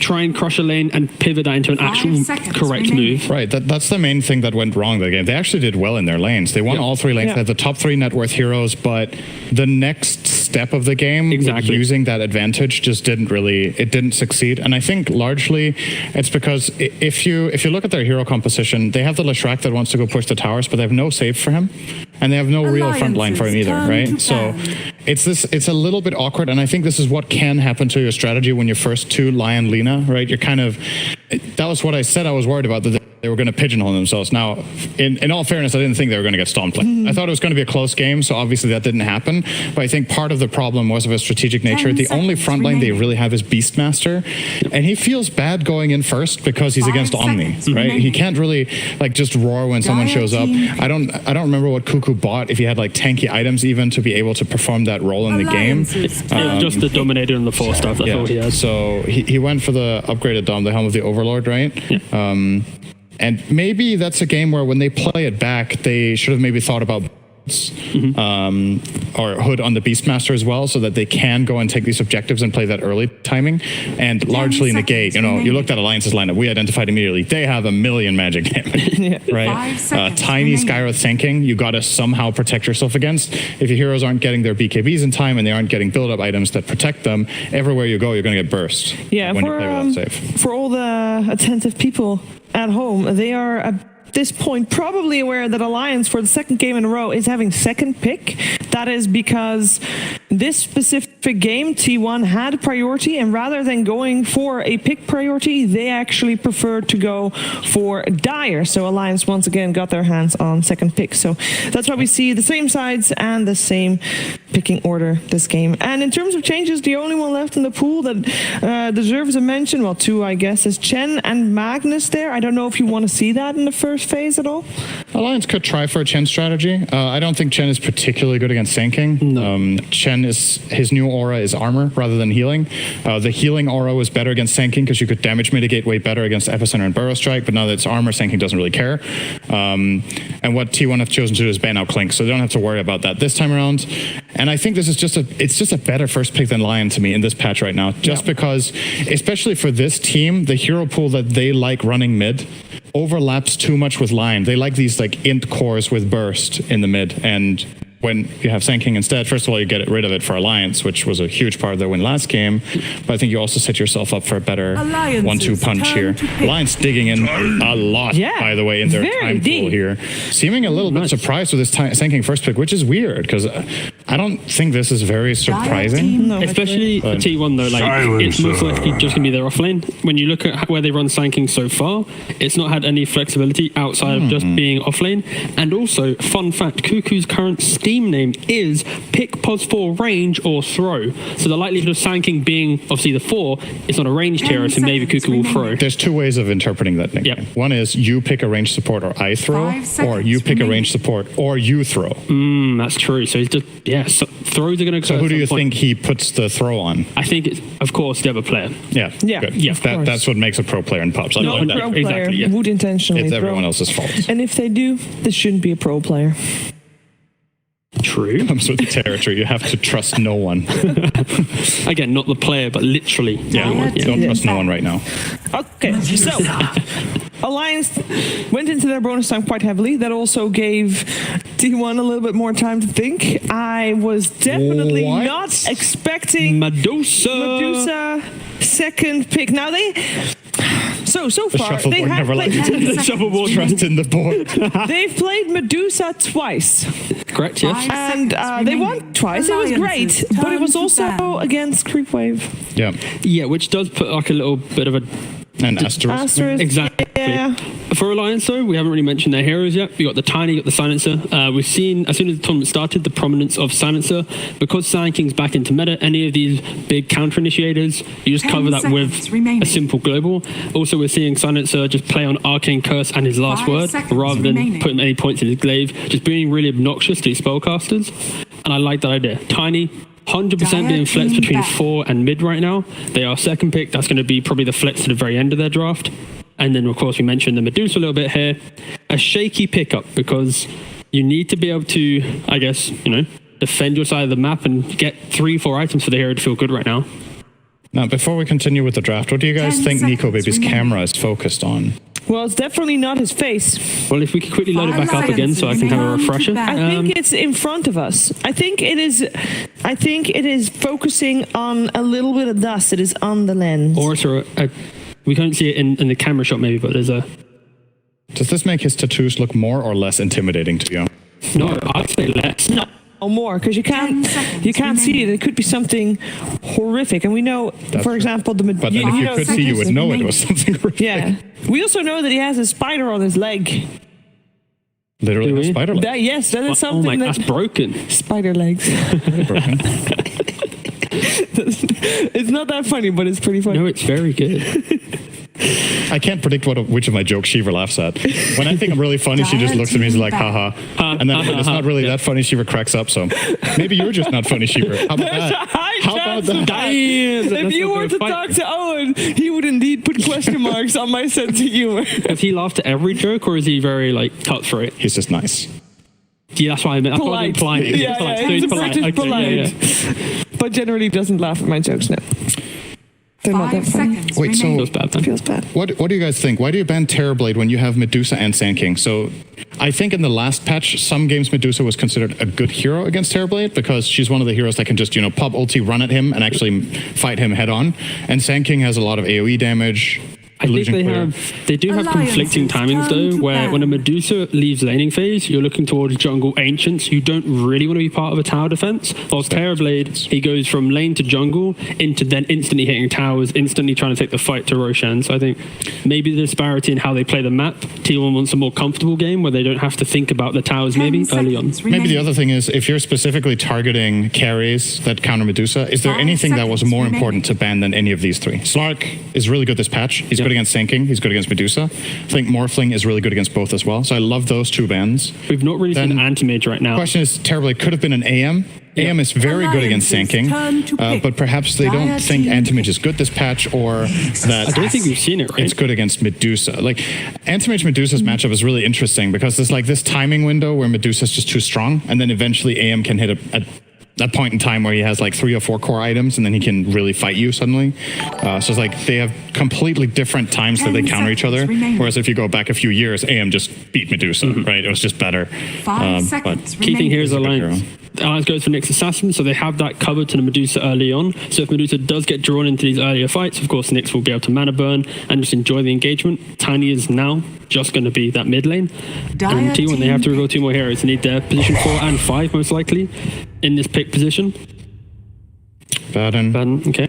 Both good and bad. It's very good against the stuns, but hates being silenced. It's a lot of tankiness right now, but not really. They're not going to make any moves in the It's going to be Sanking defending a tower, Abaddon tanking up those smoke ganks like FNG did on the Omni Knight, maybe, just enabling the Medusa in the ending phase. But yeah, T1 aren't going to be going greedy. And that's why I think Alliance right now, they're going to be giggling a little bit here because Nika Baby, whatever carry he wants, it's going to have pretty much free farm if it's able to play into a Sanking lane.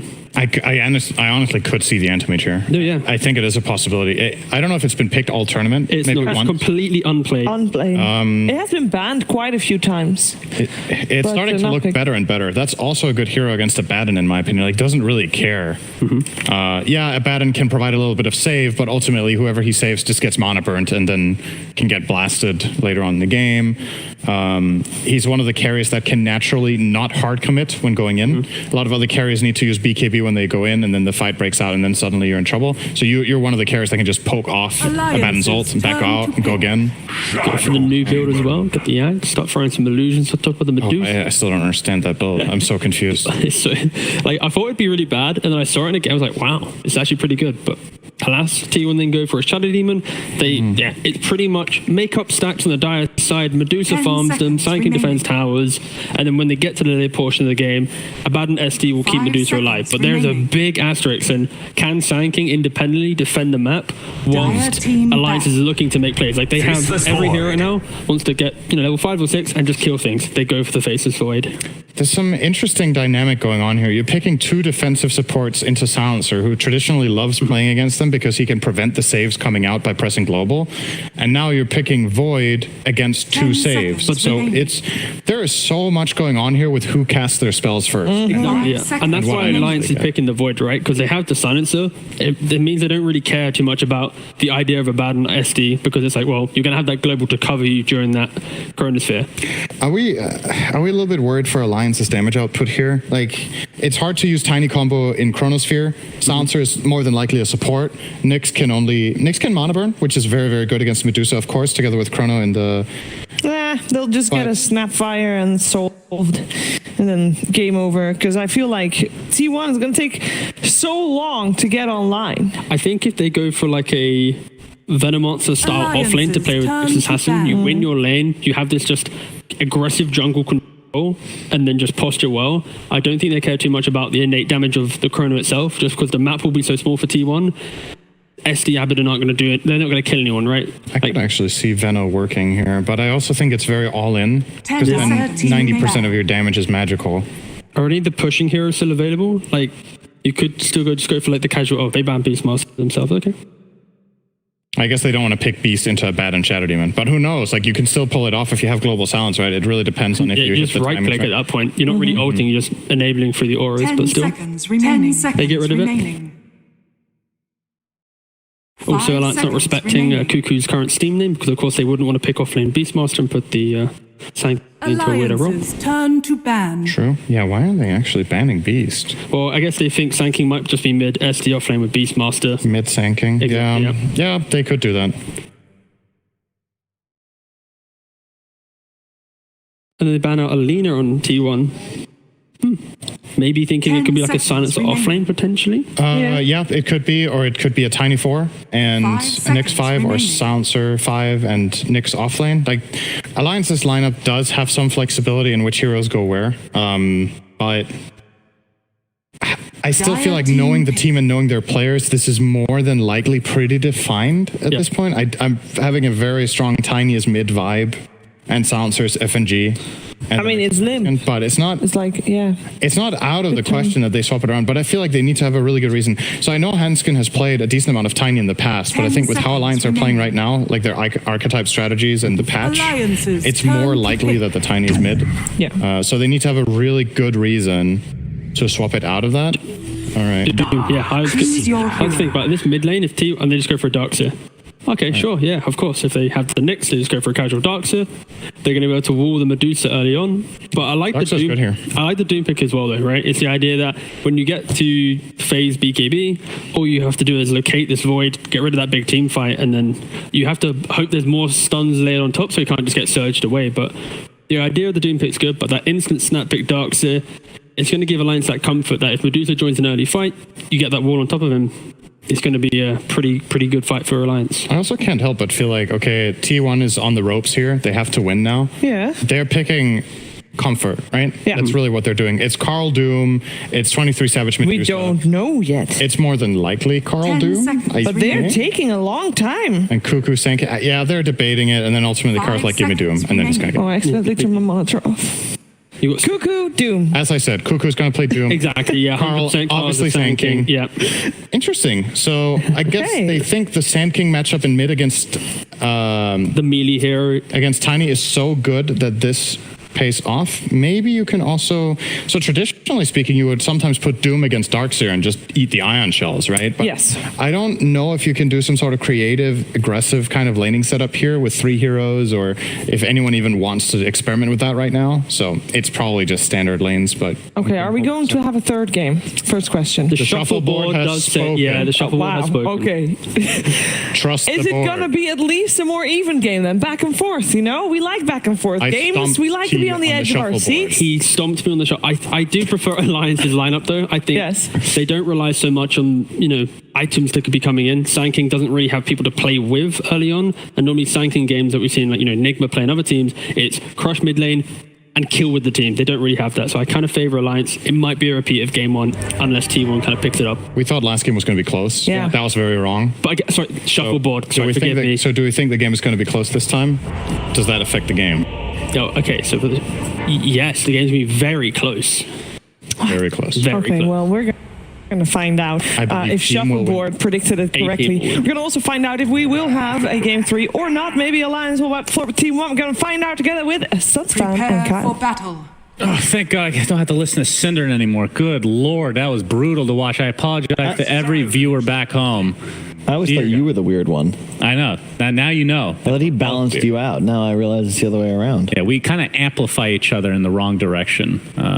Anyway, this is game 2 of this best of 3 between Alliance and T1. We have our usual pause at the very beginning of the game. Cinderin's actually behind the camera. You guys can't see him. And he's staring directly into my eyes, trying to ruin this monologue, but he's not going to because he's a filthy creature of disgusting habits that we won't talk about. So, Kyle, Yeah. welcome to this cast. Whose lineup do you like? Well, not the one I'm currently a part of, but Okay. Alliance, I think has a really nice Darkseer lineup. I agree. I think Doom in a way can kind of salvage T1's lineup. Very effective if they can start a fight with a Doom on either Darkseer or Void. But my concern is that once again it's a bit slow. Like this lineup kind of gets ahead, stays ahead, right? But it's Doom Dusa. This is incredibly greedy, and the man you see on cam right now, 23 Savage, he's gonna need to pop off. Yeah, Medusa, I mean, kind of a hero of the last patch, if you want to call her that. I haven't seen her as much, of course, with the... I mean, how much was she nerfed? It wasn't that, like, drastic nerfs. Like, the Mystic Snake just slightly reduced in jump radius. I think people were expecting a lot more. Mana Shield got slightly nerfed as well. And I think some talents got moved around. But you think this hero is still viable? Like, to this point? Like, Clinks is obviously on a different level, so we won't compare 30 anybody to him. seconds But to battle. you think this hero is still going to be, like, by TI, will this still be, like, one of the 5-6 carries that we see a lot? The Dusa? Yeah, Dusa. It depends on how ancients are affected. I really think a big part of why this hero is so good is because ancients are just not really balanced right now in terms of the time taken to farm them and the amount of gold bounty you receive. So battle Dusa is pretty begins. freely able to just farm triangle indefinitely and then win you the game. Scotty, also a very strong item, naturally Dusa buys. So I would say yes, pending changes to ancient stacking. Okay. Now, if it was 10% less gold for Ancients, that's actually more significant than it sounds. Yeah. That'll probably bring these, like, Ancient killers back line, I feel like, right? Yeah. So we are going to see Limp again, though, which... Harder matchup. Yeah, definitely a harder... I mean, it was the last pick, one of the last... We didn't know what position Sand King was until the last pick Doom came through, but... I like the strategy, though. Just hit him in the face. Push the lane. Don't let the caustic become a problem. How much support Tiny do we see from Alliance these days? Because it's obviously a it technically is a flex hero if you really want to run it. If I would say 90% of the time, if you pick Tiny first 2, it's going to Limp. And I think it's just better as a core nowadays. You brought me new meat. See the disruption here. No, they did put Cuckoo in the safe lane. So rather than have the Dusa lane against the double melee and the Ion Shell. Makes sense, because you're pretty susceptible to getting dove by this lane. This is kind of the dream Darkseer Nyx matchup if you were to go against SD Dusa. Like, the worst is actually when you play SD against Darkseer in lane, it's very frustrating because you want to harass the Shadow Poison, right? But Darkseer just gets an early stick and giggles at you because he gets more Ion Shells now. And God, I love this build. Look at S4. He understands more mangoes. Always the key. 5 mangoes going for Soul Ring. So is Aghanim Scepter still part of this build on Darkseer? Buff up the Ion Shell? In this game, yes.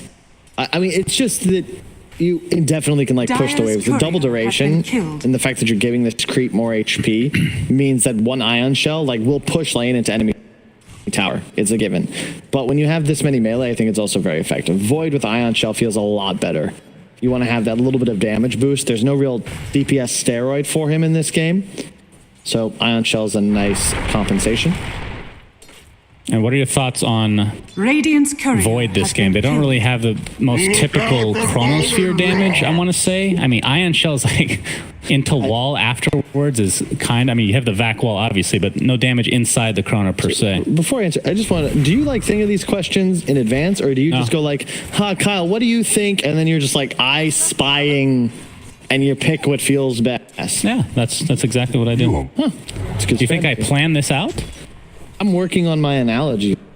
Just backstage all the time. Oh, no, I literally don't think about the game until it started. I mean, I look at the game, I'm like, all right, what are the win conditions? That's typically the line of thought. I'm like, all right, so if you get to mid to late game, Void, obviously a great carry these days, but normally you'll see maybe not Snapfire these, but something that dumps into the Chronosphere to at least allow that Chronosphere to not be kind of worthless early on when you don't have damage on Void, which Ion Shell's the closest thing that you have, right? That's true. It's definitely a concern. Nico Baby, a lot of people copy his build now. Shout out to that guy on Reddit. It's pretty much the same every single game. The wand, the Orb of Venom in the laning phase. You get a Maelstrom. You get Sanj and Yasa. Sanj first, of course, for the status resist. We'll see if maybe he tweaks now that the resistance is a little bit lower. But either way, the point is, it's not about high damage, right? You're playing for survivability, and you don't really have that high DPS. Maybe Limp goes for an earlier Aghanims. That theoretically could work quite nicely with a Void. Oh, that's, typically a very late game build, but the problem with Aghanims on Tiny is you need at least Crystallis, if not just a Daedalus outright. And you need trees. Yes. That's kind of an issue as well. Should be interesting to see what they do. I mean, obviously, from Limp's perspective, it's kind of the same game. You're playing the same hero. Snowball. Once you get that Blink Dagger, we'll see if you can do anything beforehand, but for the most part, you don't really see much. Yep. The Silencer is the hero, I think, in this game. I haven't seen it picked all that much, but it's definitely coming back into the meta in a big way. I think the changes to the Q were huge, just because it's double damage and it slows when the target's silenced, whereas previously it would just halt the DPS. I just like the hero, especially when you're going up against BKB cores. I mean, I remember a game you playing Silencer where I think you got the most int stacks within the first 10 minutes in a game I've ever seen. I think it was on Complexity. Well, probably on Complexity, but I've been wanting this hero to become more of a core, or at least more viable as a core. And with that 25 talent, that's obviously the first thing you think of, which you're not going to get 25 all too often. What's really interesting, what I noticed, is that it's one of the few regional differences in regards to our Twitch viewership, because in Europe, when Silencer gets a kill, everyone types +2, whereas in America, it's always -2. Oh, very negative. You ever noticed that? No, I have not. That is interesting. Test it out. Next time, you'll see it. Huh. Well, I'm not like Cinder. I don't read the chat while I cast. I actually try to focus on my job. No, I learned from a close friend of mine who said that you have to follow the vibes. Oh, I see. Interesting. Oh my, first blood for Limp. If you and Cinder and Red Twitch chat while you guys were casting, you would have stopped working together after the second game. No, I agree. I mean, I have very thick skin overall as a human. I mean, named Shannon in America, you're going to have thick skin. It's like the Boy Named Sue song from Johnny Cash. It's a good song. Yeah, good clean stuff, but it doesn't really help to read. Johnny Cash, very underrated. This generation's missing out. Agreed. My favorite barber was named Shannon. And he was male, I assume. Yes. Saying he. Okay. Just good to know. Thank you for letting me know that. Dispels the silence. Might have been in trouble there. Radiant's top tower is under And somehow up top, Dark Seer goes down. Was that to the doom? Indeed it was. That is the danger of laning into this end. You can't escape it. And really nice decision, in retrospect from T1. Look how farmed this doom is. Makes sense too. You're just devouring an ion shell every cooldown, right? That's pretty sick. Yep, it's a pseudo counter, but like you said, you can get more ion shells off, and I mean, S4's still going to get his farm one way or the other. But safe lane Doom, yeah, you're going to be mega farmed. I mean, we haven't really focused that much, but Medusa being in like the off lane in this 2v2, like looking at the CS right now, or the overall net worth, I should say, she's doing okay, not too shabby, staying in line with Void for the most part. I think continuing the jump. You're fine with that just because, again, up top would have been very difficult. And, Cuckoo is just straight up free farming now. And S4, it's not like he's doing terribly, but you just can't pressure the lane, which is what you're looking to do here. FNG getting chased now. Nico Baby does jump in with the time dilation. That'll be enough as Whitemon now being turned on. The glaives of wisdom from FNG. We're going to get the plus -2 very shortly. No, he's actually going to be brought down beforehand. Then we can meet. So everyone's going to say -2 now, I guess. No, they won't say anything, Shannon. They'll just say 0. Yes. Okay. Nico Baby working towards the Maelstrom, which seems to be the very standard build now for Void. I'm not really seeing any Mask of Madnesses anymore. Nah, it's not. It's just not the item, unfortunately. You need the farming tool, and Mask, it seems good on paper, but I don't know. I think the Echo Saber people have been doing has some potential. So maybe if you went and then split it and you get an Echo later, I don't know. It's a weird item. I don't even know, people have even stopped going it on Sven. You've seen now a lot of straight Echo rushes into Sange and Yasha. Yeah. I just don't think the item is properly tuned at the moment, and it doesn't give you the survivability a lot of these other items do. 23 Savage trying to kill some creeps here. FNG disrupting that just a bit, is now getting chased onto the high ground. See if we can find that kill as we have an avalanche. Disengage overall, though, in that fight, as FNG is going to be brought down eventually. Trying to get the kill to 23 Savage. So Medusa, third in net worth, and I mean, this is the kind of the reverse of last game in terms of the core discrepancy in terms of the farm overall. Top 3 net worth now for T1. Yeah, I mean, this is the dream game. They love the fact that this laning phase has been extended. All 3 cores just continuing to farm their lanes. Alliance, they wanted this game to break down a bit. They want to be rotating with ion shells. This top tower they would have preferred to have already killed. And instead, T1, the beauty of having Dusa down here as well is that you can just go farm Ancients. You can farm the hard camp for free. It's arguably a better lane to be playing. Typically you'd be TPing here, right? He just started here and now even farming the hard camp to the side. So very happy. It's 23, and Cuckoo is content to just protect that top tower, spamming Devour off cooldown. He has Midas. Oh my God, he has a Midas level 9 minutes into the game. So he's just going to be generating gold. And longer this game goes, happier he is. And I believe Carl has a Blink Dagger coming to him. And just to put that in perspective, Limp has 950 gold. Oof. So not even halfway there. He does have an Invis rune, so this gank, if successful, could be pretty huge, especially on the very fat Doom that you were talking about. And, he actually has some idea. And looks like he's going to juke that. All by his lonesome. It's Carl getting the epicenter off. Disruption is there onto FNG. It looks like he's going to tiptoe away. 2 stacks of shadow poison on him right now. Should be fine, though, as the haste is going to be taken. Okay, Whitemon might just go in with Carl setting it up with the bro strike. All right, then. Of silence. So 2K net worth lead for T1. Of course, this is a Doom game. We talk about it all the time. Was nerfed in terms of the Devour gold, so it's not quite the Alchemist effect that it was before, but still. Who's off to an incredible start. Yes. If you're a T1 fan, I think you're pretty happy if this game, just stays mellow. Alliance, they'd really love to get something going here, but it's a lot easier said than done because they don't have any natural methods of making plays. It's ion shell, Nyx runs in, but Limp needs a blink. Like, that's when you really hit your timing. We saw that in the previous game. All the smokes moves started once that item was collected. But to your point, Carl's going to have his early, partially because Tiny, you can see with the phase boots, the full wand. You need more build up to feel confident. Whereas Sand King, like, it's just boots blink and you're ready to go. Yep, and just a casual level of Caustic Finale just lets you farm the jungle pretty effectively as well. As Cuckoo's working on a BKB for himself, but Hanskin setting it up there with the spike carapace, and we're seeing the first wall of the game. S4 and company are going to be able to take him out. +2, -2, however you want to say it. S4 at the very least gets the kill this time for Alliance. What about Squiggly Line 4? That's true, yeah, it could be either, yeah. I mean, that means approximately 2, right? No, Squiggly Line 4, because it's like a 4 intelligence turnaround. Okay. Like, you lose like net 2, gain. I gain 2. Right. Yeah. Dyer's Maybe top tower another is under culture attack. looks at it that way. Radiant's bottom tower And now is I can't under stop thinking attack. about this. I need to look at chat. As Savage now working on this tier 1 tower bottom right now has the Dragon Lance. We'll be going SNY Butterfly, it looks like. I think it's interesting as well. Like, there's no, like, none of the skills of Silencer have anything to do with the intelligence ceiling. Like, it's just built into the hero. It just, like, if you hover over the aura, yeah, like, it's just, hey, Silencer, he steals intelligence. Like, it's a 5th ability that we didn't even list. That's right.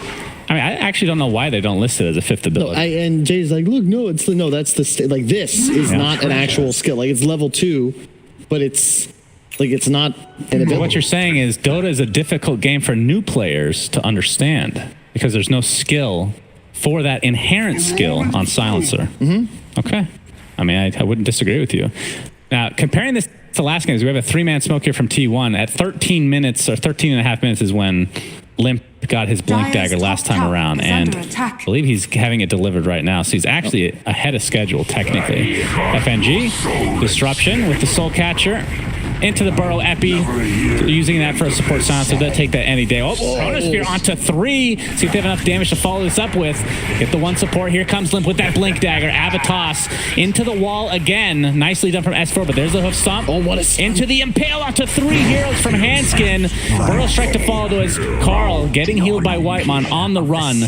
So Nico Baby did fall, which is a huge deal, but Limp can continue on. A nice Avatos combo. Double kill for Limp.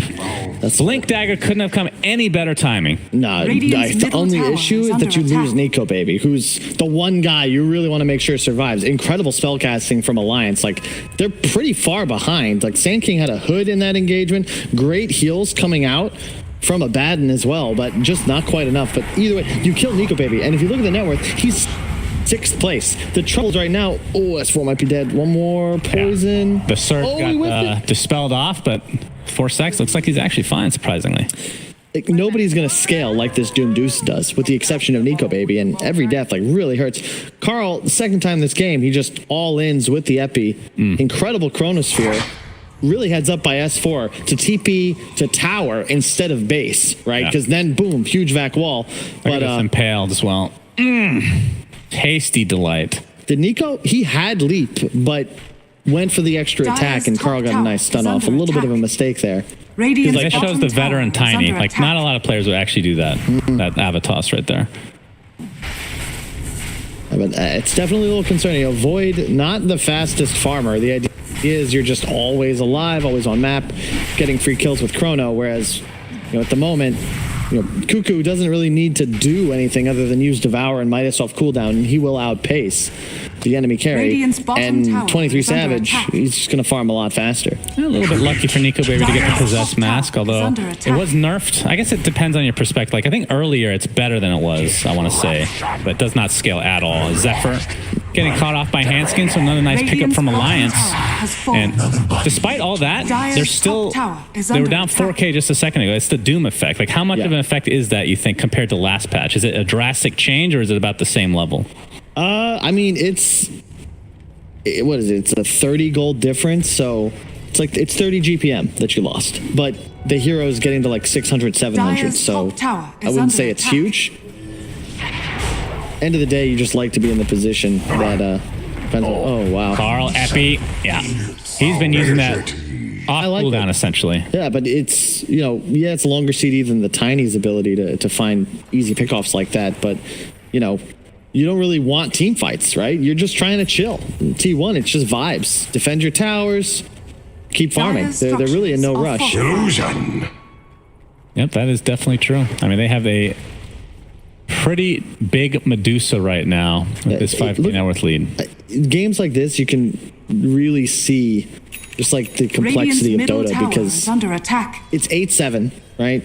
Tower, yeah, sure. T1, no, actually towers are completely even, but it's a 5k gold lead solely because of the difference in the GPM in a not soft, not dead. How would you put it? Like a static game, right? Both, no one's really feeling pressured right now.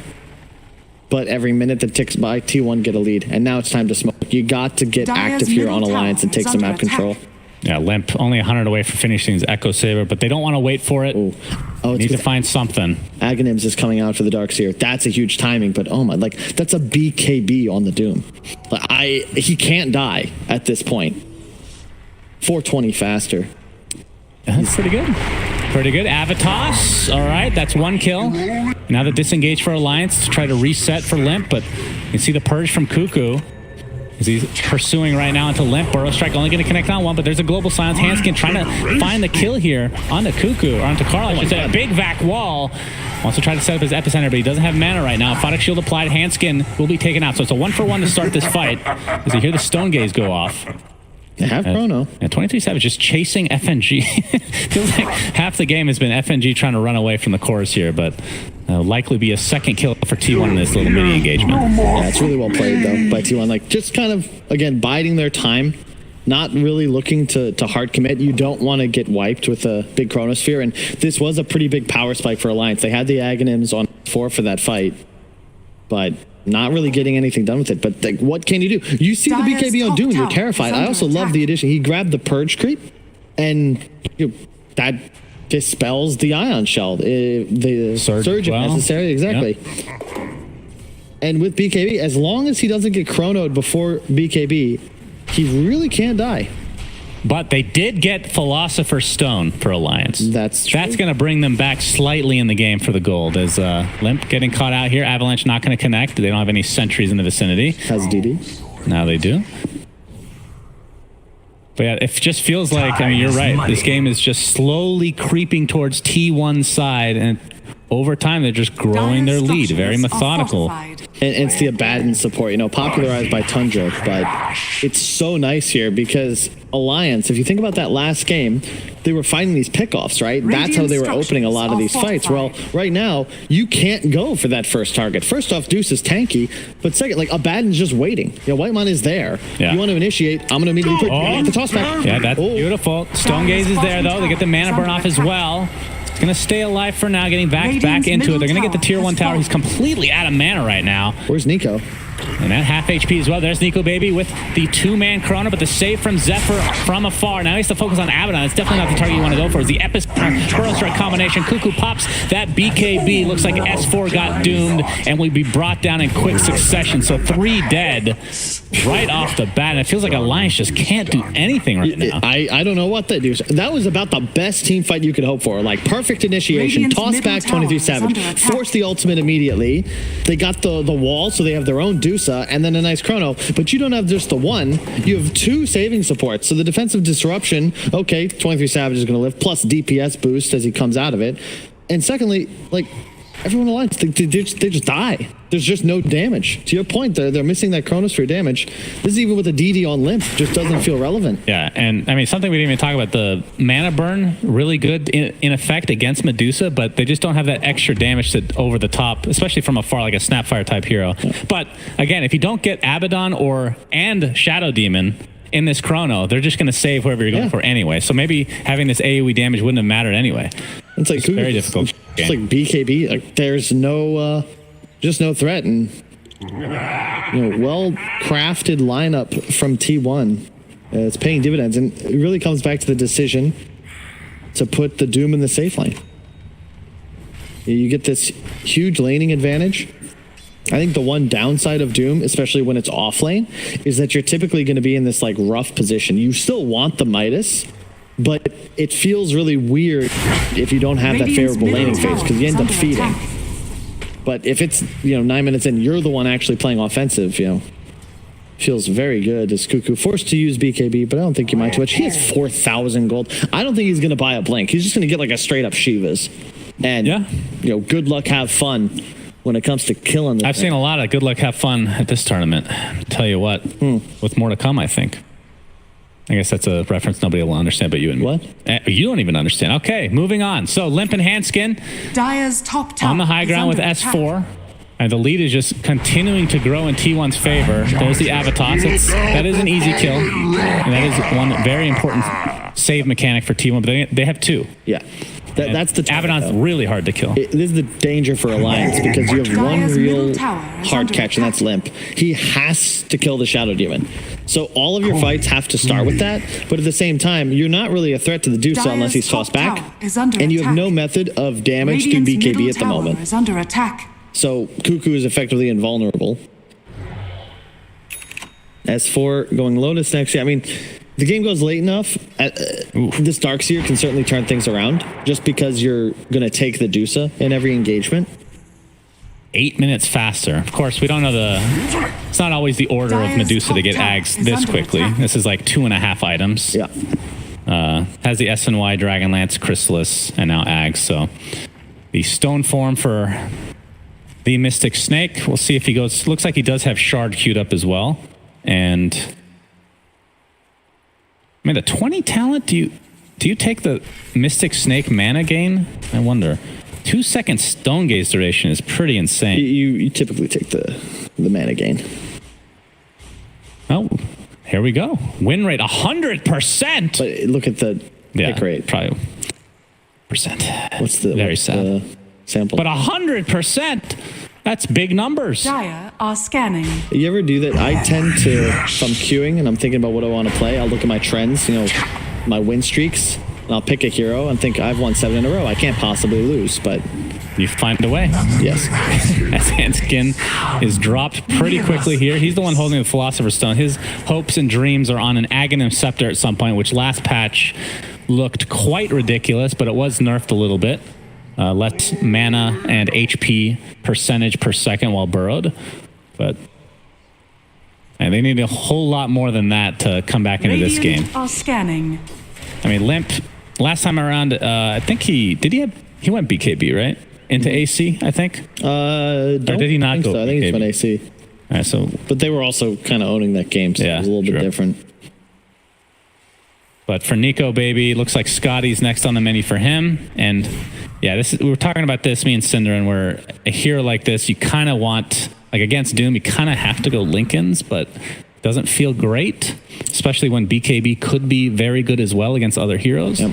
And I really like this from Cuckoo, just grabbing the Shivas. Yeah. You don't really need that initiation tool because you have the Sand King already, and you're kind of trying to play more cautious, right? Radiant's bottom tower is under attack. You want to back up your Dusa, who might be in some trouble. Totally alone. All these Hammer is coming. Avatos with a mana burn to follow. Global Silence as well. They will get the kill. 23 Savage, basically alone, feeling invulnerable. He didn't even have Mana Shield on when he died. Really? Yeah, and they gave Nico maybe got the kill. That is a huge kill. Like, Alliance needed a gift to try and get back into this. They might have received another present. Spike Carapace setting up yet another one. I mean, I feel like it was one of those situations where the other team is probably going to assume that you have people close by, but they just didn't. Yeah, I mean, a lot of carriers will do that. They'll bluff, right, and pretend like there's a move behind them. But wow, like I was just waiting for T1 to make like a Roche move, fight as 5, get this big team fight win. Instead, they lose their 1 and their 2 in a tower, and I mean, still, they have the lead, but you can't afford to make those sorts of mistakes against a lineup that has a Void and a Darkseer on it. Yeah. And like he's just totally alone against Nyx Assassin at that. And you had just shown your Doom middle. I don't mind this play if your allies are at least in the vicinity, but you can even see he's like, ooh, I did not mean to do that. I probably should not have been there. I mean, that was a 10K lead, so 30% just chunked off just like that. 1 kill, essentially. Well, it led into a mid Sand King kill. I mean, that was on Carl. Just some mental mistakes, but T1 still in control. They just need to try and control the pace of this game at this point, because you've had your big cooldowns for a while, right? You'd love to use Doom. I'd love to see them like make that smoke move, or just do this. Walk into the pit, make Alliance come fight you. You've already proven you don't mind Chronosphere so long as your supports are properly positioned around it. Right. Alliance, see if they're aware of this at all, or if they even care. Maybe just give this up. Maybe that is the right play. I mean, if you had like an Ags on Nyx, that's something you could note. They actually put the wall down. Visibility. Okay. Vac, not going to show anybody. Dire's bottom Now you tower just is wait. under That was one of the attack. nerfs. Darkseer Wall lasts. Yeah, 15 seconds left. If it was 45 seconds, maybe you just keep going. But I think you wait to 20, right? It's going to dissipate. But there's no Vac. Yeah, the Vac is the longest cooldown basically at this point, as more stacks of Shadow Poison come Dire's through, bottom but tower is under attack. this Roshan's getting quite low. Yeah, Alliance is postured to try to go for this. Is it going to initiate in onto Hanskin? Gets out the beautiful Impale Spike Carapace again, and gets out as a result. So T1 have to reset a little bit. But you can see Whitemon and Zephyr on the outskirts. Perhaps, yeah, they're actually scanning above to make sure that Void isn't coming around to get like a backstab type chrono. S4 left. Dire's Like middle that. tower is That's under the thing. attack. Like you can't do this if you're Roshan Alliance. It's just death. You're typically thinking, oh, we have Chronosphere. Like we can take a fight in Dire's Roche. This is bottom just, tower is under our lineup's attack. built to do this. But against the double defensive support and the lack of chrono damage, like, you're just gonna tickle Savage and then lose the subsequent fight. See Hanskin just posturing over here in his Vendetta, gets off the hit with the Impale and Meteor Hammer to follow. Nico Baby comes in with the time dilation. It's going to be easy kill on Zephyr. No, he actually disrupts himself for now.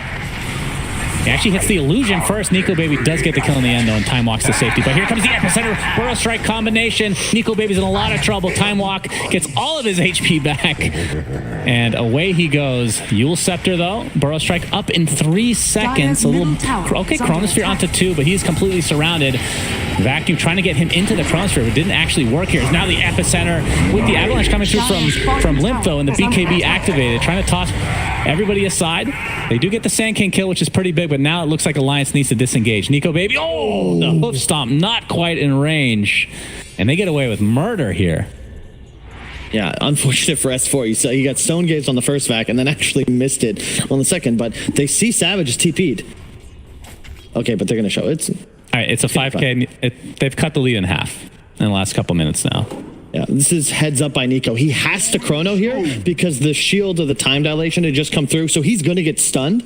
But instead, they turn it around with the chrono. The silence, quite nice, ensures there won't be any assistance. Where was... There's Cuckoo. I was wondering what... He was a little late to the fight. Ooh. Stomped just like 20 or 30 units out of range.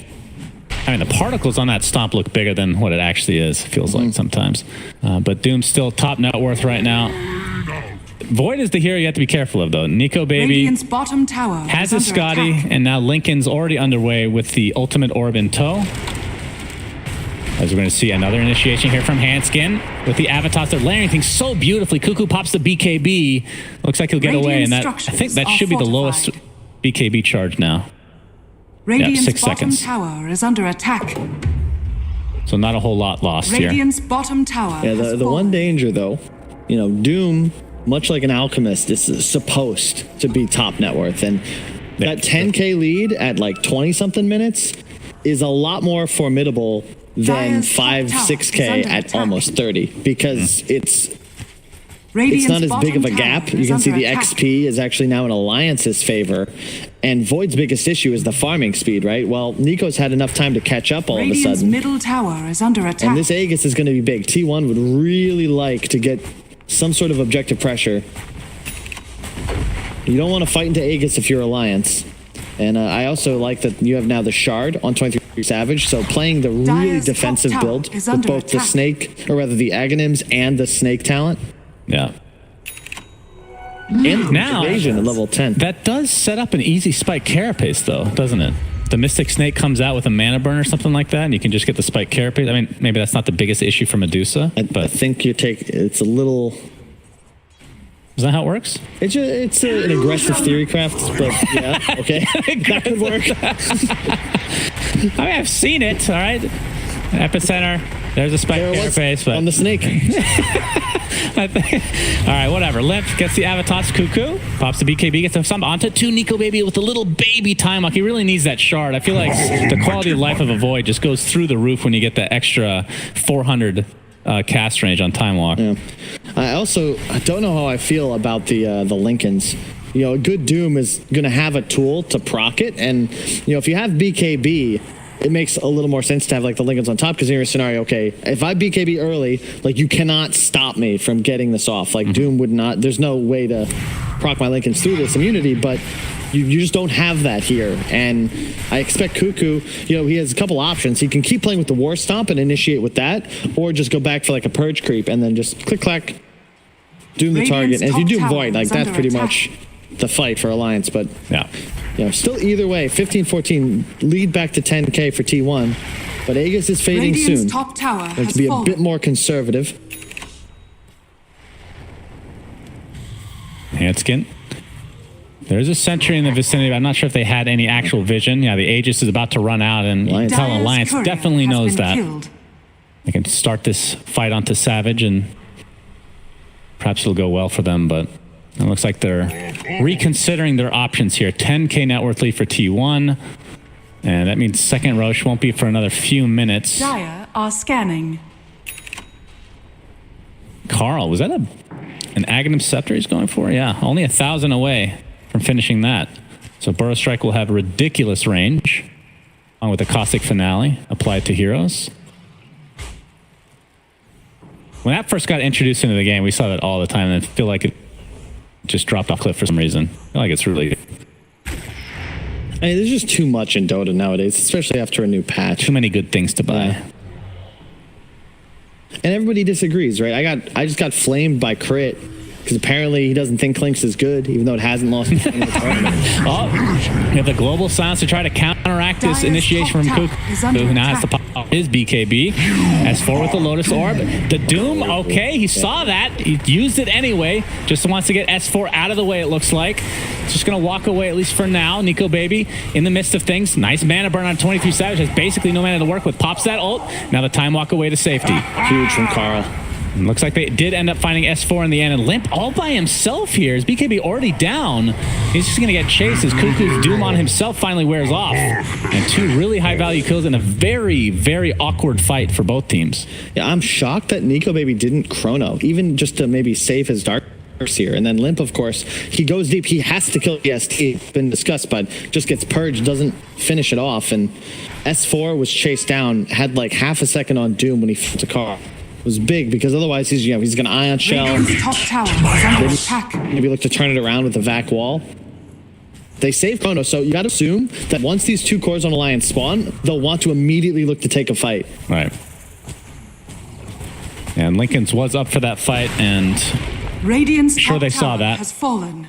But we'll be going for Butterfly next. I mean, Savage, outside of the one mistake he made bottom, he's playing flawlessly, and I really like the item build. Now he has the Butterfly, so taking advantage of Nico Baby's forced decision to go Lincolns. There's no MKB, so this is also stacking with his evasion talent from level 10, keep in mind. Do you think he pivots, and I mean, if they have time even to not go Butterfly and go MKB instead? Pretty much has to, I feel like. On Nico, yeah, you have to. He already swapped it. Okay. Nico Baby, thinking about it, we see the wall come out. Already, all that mana burn onto Medusa. Actually ridiculous. Vax back in, Limp with the Avatos. And they're going to find the kill. Looks like T1 just abandons Medusa. Whitemon attempting to TP out. Looks like he'll be successsul here. Okay.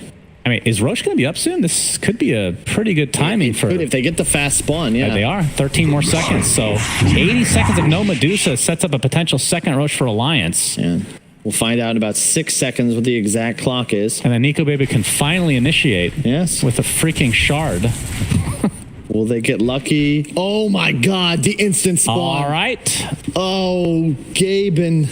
Aegis shard for the taking. S4 scouts it, and no buyback on Medusa. It's not just us, Sunsfan. Even Ice Frog is EU biased. Understandable. I mean, they've won a lot of TIs, so what can you say? They're going to win another one this year. But end of the day, Alliance. I wouldn't put the blame for that one on 23 Savage. That's just a team miscue.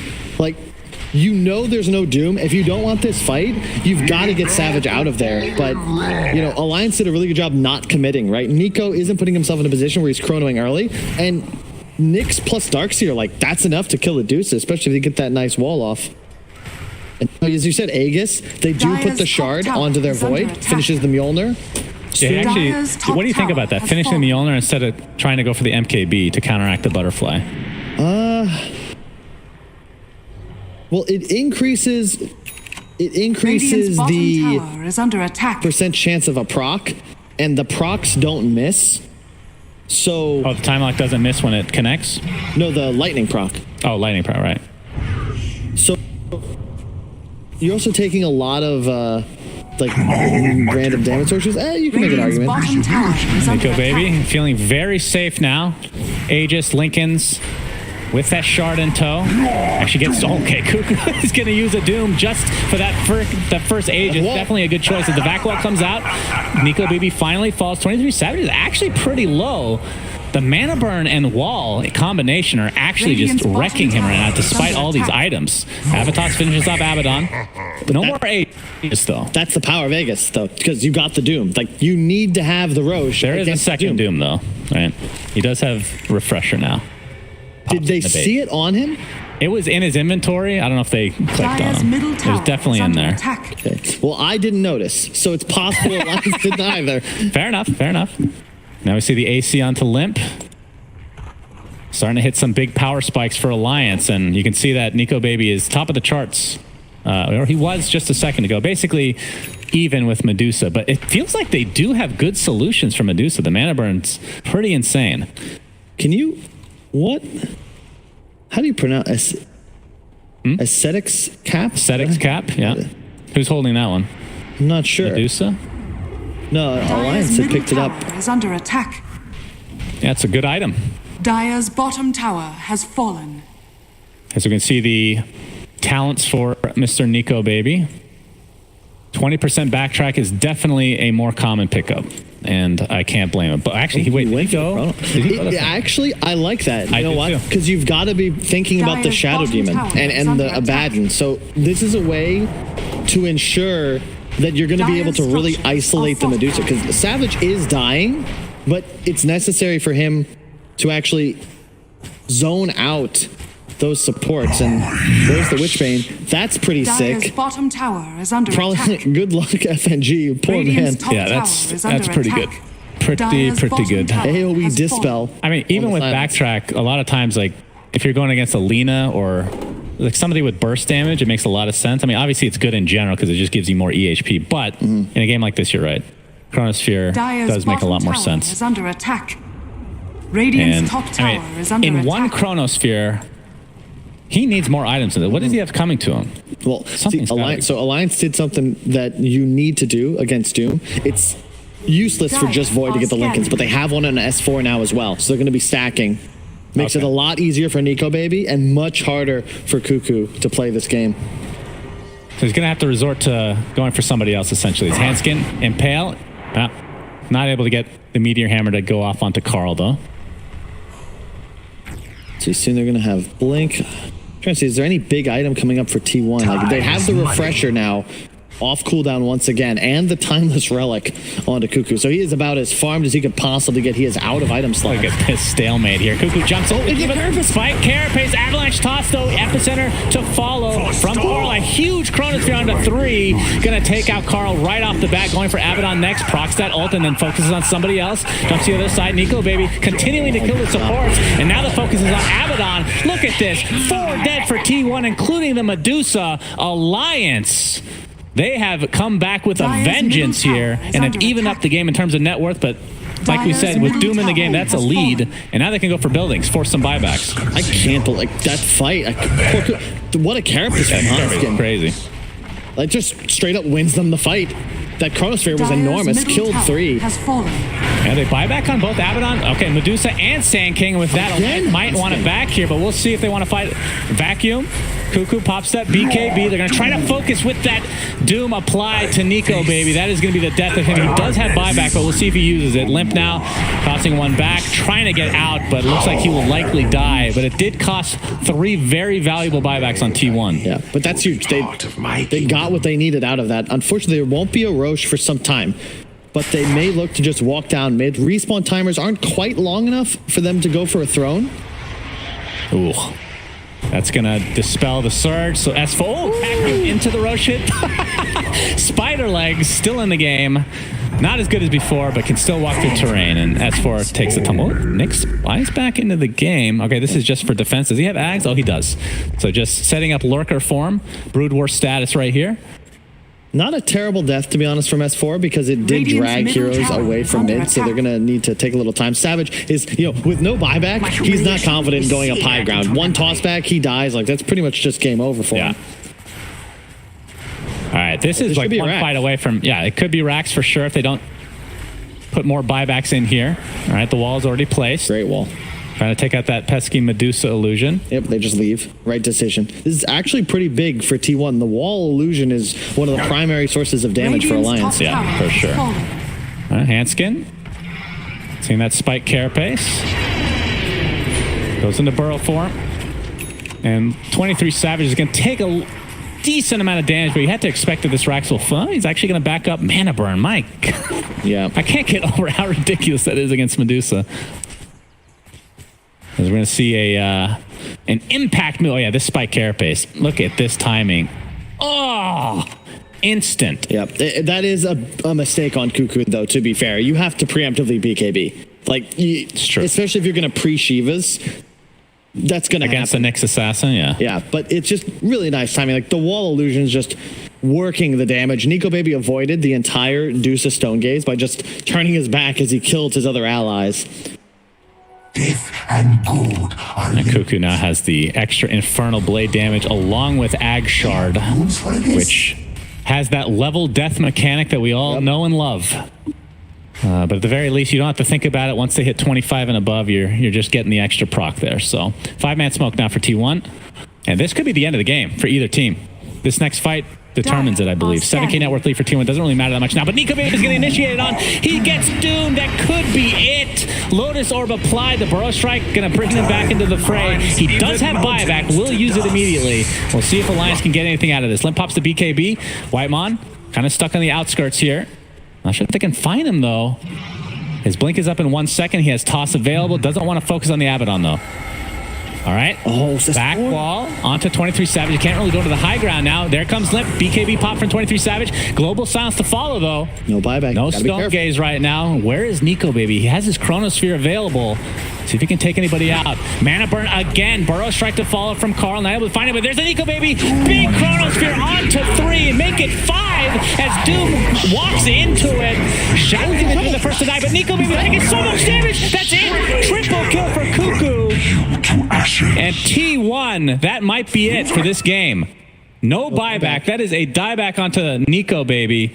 That looked really good for Alliance there for a moment. But it was Hanskin was the one player. He was caught inside of the Chronosphere, ends up dying to Cuckoo's damage from outside of it, and that's your lockdown. That's why Dusa has been dying. Like it's so much control with the Impale stun duration and the Carapace that always is going to land because of the split shot. That I think they just go throne. Oh yeah, definitely.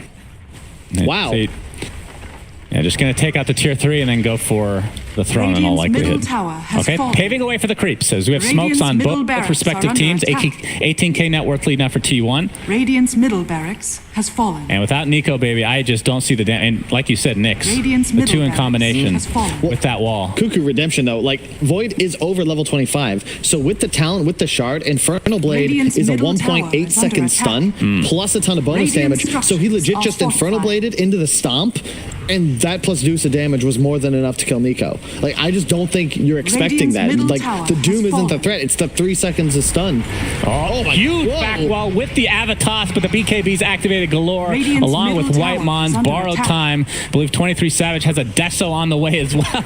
So just wants to finish these buildings. This is looking like a 1-1 tie going to the game 3 as Carl. Burrow strikes FNG with that epicenter as well. But it's going to be an easy one. Buys back in the game with the global silence to follow, though. Medusa Pops that ult of hers and just going for the Ancient now. And you can see the split shot with the modifiers. Just focusing on the Ancient. Limp. Okay, you can't hit my buildings if I toss you far away, but Void's still not up for 15, so the damage is going to be lacking. Limp is literally dying to split shot as Medusa is just going for only the Ancient, and that is going to be GG. What a game. That was a lot of back and forth. Yeah, very entertaining. That was just late game Dota, right? I mean, both squads making some pretty sick plays, but these team fights are wild. Like, you see Cuckoo giggling because it's just when you have these huge spells, it's like, did the Doom land on the right target? Did we kill anybody in the chrono? Like, it's just a wild game of Dota 2. But I think T1 really wisely, like, just kind of picked up on the win condition. It was Hanskin.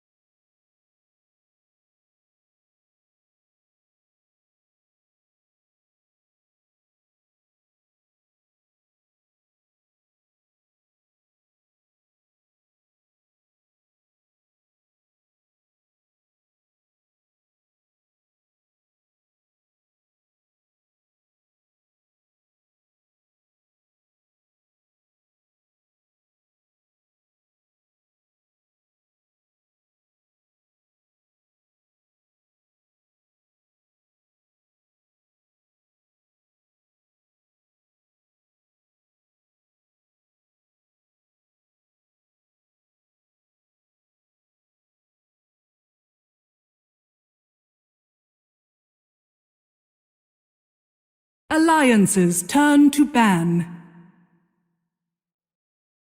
Radiant team For the ban. first time in our playoffs of ESL One Fall Alliances Bootcamp Edition turn powered by to ban. Intel, we are going to a third game, but you know what? Let's go. Were we really that surprised? Alliance and DPC Season 2, every series, apart from one, every series goes to a third game. They won them all, by the way.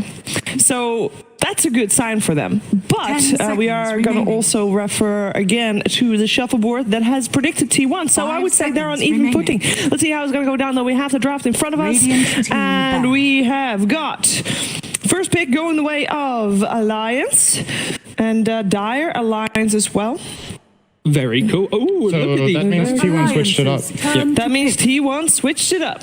But look at these bans, though. Just straight up. PL Medusa, Yeah. get out. Get Shoot. out. Bye-bye now. Ooh, Really that targeting. means we still have in the pool Pango and Coddle, the bands that Alliance had previous games. Klinks is still in as well, But this could and be... Mag and Chen. This could be a 10 really cool idea, seconds though. remaining. When you have players like 23 Savage and Nico Baby, and your first pick, you ban 2 carries, 5 you pick a seconds casual support, remaining. they show 2 Radiant heroes, you pick the team best carry you think in the game, Keeper of and then you the ban another light. 3, right? So now you've already taken away 6 carries from the pool potentially. Radiant team conceptually pick. speaking, it could be a unique strat if they just fully commit to this. Yeah, so Or it could be a good meme. I don't know. So what I'm looking at here is obviously out of all the heroes that are incredibly popular, okay, they're not even going to take Pango. No. They're just going to go Maglina.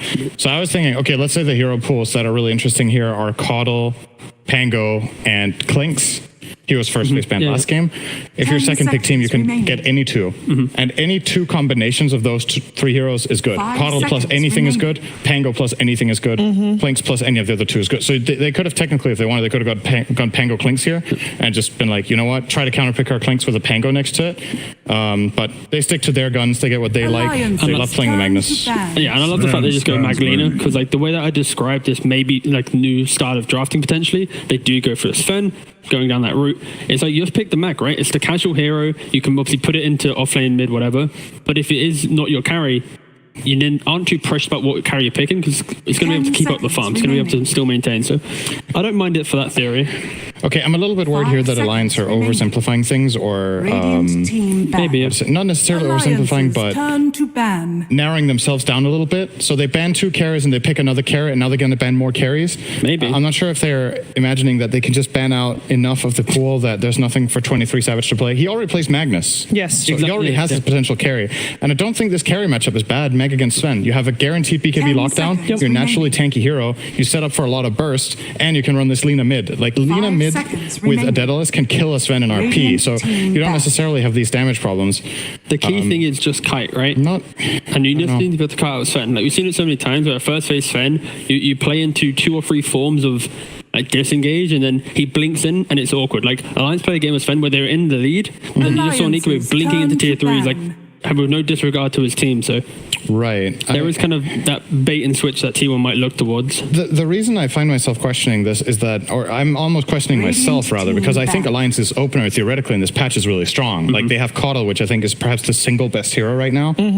They have it together with Sven, who is absolutely in contention for being one of the best carries. Are you just concerned And that they're they're doing good- what I said? They're good together. No, it's more like they're good together. They work together in lane if they want to do that. They 10 work together in like seconds playstyle. remaining. Coddle pushes waves, which means Sven can safely farm his triangle. Like there's 5 tons of options here. They're seconds literally just banning 5 carries, right? I said it as like a light-hearted thing, but they Right. actually fully commit to the idea. Look, 23 times, he's like, boys, I'm already playing Mag. What? Yeah, okay. I mean, this is either okay. So I think this is really polarizing for me. This is either going to go really well or really wrong. Yeah. And you've given T1 some of their best heroes. Alliance's opener is strong as in its own right. I think it can definitely just execute and get the job done. But I wonder now if what's happening with Pango here? Is Alliance going to get that next, Radiant or team pick. T1 going to try to snag it when they get the Turn to pick. opportunity?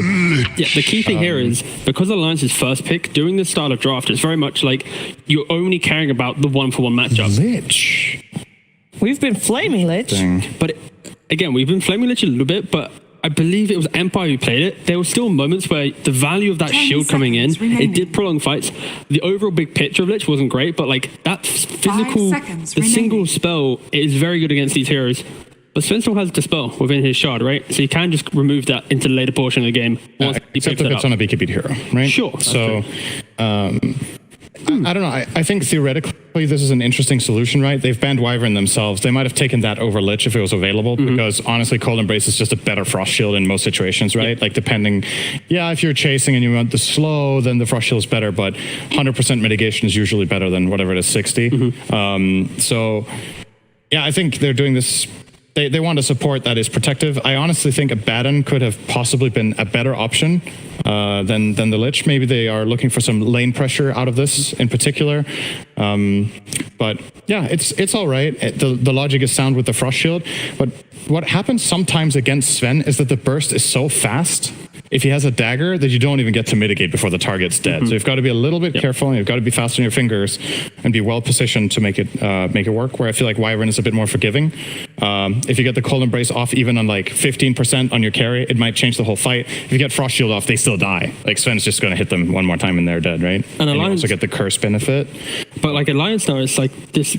It's a really difficult position because like the Mags flex between multiple roles, Lena's flex. The only thing they know is happening in the draft is this Lich. They need to pick 2 more heroes. They've already shown their Sven. I've checked their pubs. They haven't played like a mid Kotl. They also haven't played an offlane Kotl. So it does feel like their picks are very much like face-up value.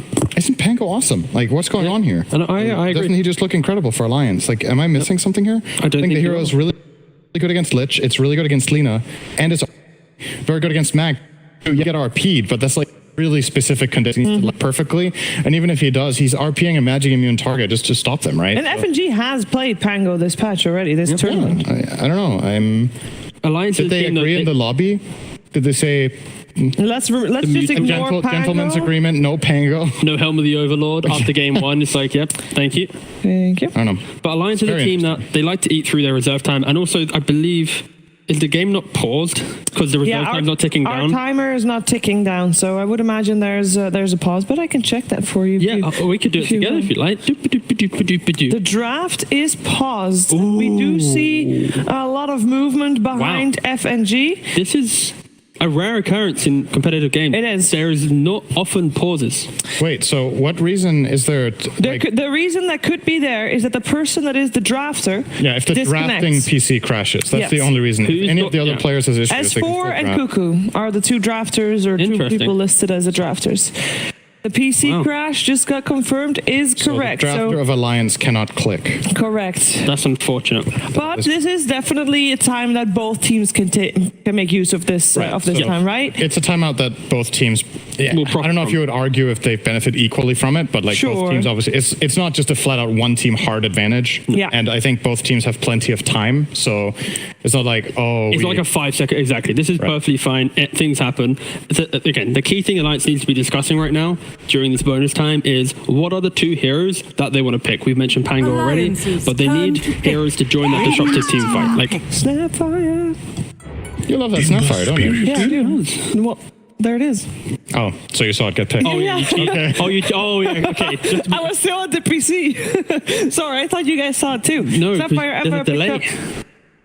Well, actually, I like this. I like what Alliance did here from like a fair game standpoint. I think what happened was they used the time while the disconnect was going on to discuss, and then they picked instantly instead of just taking extra time, like slowing it down. They just went and picked. I appreciate that too. And they have so much damage now. You know, like we mentioned the idea of like, okay, they show an early core, but now it's like you have Kotl pushing in lanes, you got Snap pushing in lanes, and this Batrider. Very good Batrider game. It will be very disruptive. We saw 9 earlier today, break some records. I think it's now like break some ankles, more likely. Yeah. I mean, that's he's just behind Monkeys forever though for most kills, but true. But is Carr gonna play it? Like, because we saw 9 do it. Obviously, he did really well in mid. But what role will this Batrider get? Because we also, of course, don't know yet where the Mag is going to go. Alliance still and they're going to continue batting out the core, sure. Like, seriously? I genuinely still... this Mag is carrying. What's going on? How many carries do you want to ban? They're going to go for one more sin. Okay. I mean, it's pretty funny. So I think the last pick here is going to be Cuckoo's hero, and it's probably going to be Doom if they don't ban it out, just because I think T1 are feeling very confident in it. They just had a good game, had a great time. And run them over, right? You can play bat mid into anything here. Yeah. So Alliance will have to counterpick the bat specifically mid if they want to avoid that matchup. And then there's still the possibility for Cuckoo to just go off lane on bat, right? So when you end up in this position in a patch where Batrider is suddenly decent in the off lane and there's only one pick left that counters it, you can always play for a lane with Bat. In the last patch, Bat off lane was a lot weaker than it is now, so a lot of the time it was good enough to just counterpick at mid, and you could kind of like float by in your safe lane and be okay. I think with the new Firefly changes, Bat is back to this position where he can genuinely just dive and kill your carry in the tower with just like 3 napalm stacks and a Firefly. So got to be really careful here. But that's the perk. Right? What carry would you bet out last? If I had to go for one more, Yeah, one What's more. left? honestly, I would just Ricky's prefer. left. Jugger? Juggernaut's left. Luna's left. We saw her earlier today. I just like Matt Carry here, you know. Just let Alliance ban their carries and just kind of tell them at the end of the day. It's like that kind of psychological advantage. How many bans did you waste when we showed your carry to start, you know? I don't know. It's very... Oh, there it is. Monkey King. The complete Monkey King. set, the bingo card of carry bans is finished by Alliance. If you're 23 Savage, does this make you happy? Can we see 23 Savage's Where's camera? 23 Savage's camera? Does he look please? happy or sad? If he's giggling, no, That's Carl. Yeah. There he is. Look, there's a smirk. This is Mag Carry. It's like, guys, I have no heroes left. Oh, I'm playing Mag, by the way. yeah. Pretty funny. 5 seconds Okay, remaining. but Alliance, they need to pick up their offlaner right now. They need that hero to enable all this damage because, like, someone to play around. Like, Tidehunter, of course, would have been great. Legion with some pipe. Good Yeah. variation. There's no sanking. I like the T1 bans. I think they're very sound. I guess they're looking at Limp's hero pool and talking about, okay, what can they put Limp on mid if they need to swap the Ember to a side lane? But can they even do that is the question. Like, what happens to the dynamic of your strategy if Ember is off lane? The Sven is safe lane. Like, that's just a given. Yes. You could technically put Caudle 3 and Ember 4. It might sound a bit like a stretch, but that lane's actually pretty good. Do you just not go for the Pango offlane here? Like, they need someone who cuts through into the fight and think makes it disruptive, right? Are you saying for T1? For Alliance, I mean. Alliance need a hero that can lane against Bat. I really... Sure, okay. I just think it's going to be too... It's But an then you've uphill got to battle. move the... You Then gotta move the you Ember. want... They just they go for Mars. Okay. But then you want the Bat mid, right? And Ember versus Bat, you feel like Ember doesn't have a chance there? That's a Bat favorite lane. Okay. You're just going to napalm down, right click him a bit, flame break him. And there's 2 ways of looking at it. 10 One is, seconds okay, remaining. can your mid hero stay afloat, right? The best possible outcome in Ember against Bat, if the 5 players are seconds equal skill, remaining. is that Bat wins and out farms you, but you don't die. But you never win as Ember in this lane. Okay, They're having So it so means much fun. No matter what the setup is here, if Bat Rider doesn't make crucial mistakes, he's free farming. Like, there's nothing Alliance can do about it if Bat is mid. So that means they need to have a strategy to solve a farmed Bat Rider coming in with BKB. I'm not seeing it right now. Like, what's going to stop this Bat? He gets travels, BKB runs at your heroes. He can kill Mars alone. He can kill Snap. He can screw up Sven's fight completely for him. And he can ignore everything Caudle brings to the table. So I'm just really... I'm puzzled. I feel like this Bat Rider is getting 2 good conditions. And... 23 Savage flipping off Alliance there with the middle finger in his mouth. I don't like Harry's guy. Again, just going to be playing the Magnus. Look at him. They're having a really They're good having a great time. So It have bodes options. well for the shuffleboard. The shuffleboard is Prediction. looking strong right now. But again, the concerns you mentioned about Bat Rider, maybe Alliance can deal with it by bringing multiple heroes early on, punish maybe Bat's over-aggression. If he's as confident as you're describing this Bat Choose your pick, hero. then you're going to... But Sunsfan's very happy about He this said, pick. oh, yeah. It's just a cheeky laugh. Oh, no. That one's still in the pool, guys. You ban all these heroes, and again, in theory, it's a nice concept of a hero because you buy Armlet, you can buy Halberd, AC, you're really good against physical damage, pair that over Lich. I'm really surprised they didn't just put the Magnus carry. I thought they same. were going to do that. I mean, I thought it was going to be better, but they put 23 Savage. They're like, okay, guys, let's look at our gameplay history. What's your 11th most played hero? 23 Savage, you get that. He's a very, very good lifesteal player. Yep. I don't think this hero is very good. I played with Sunsfan the other day.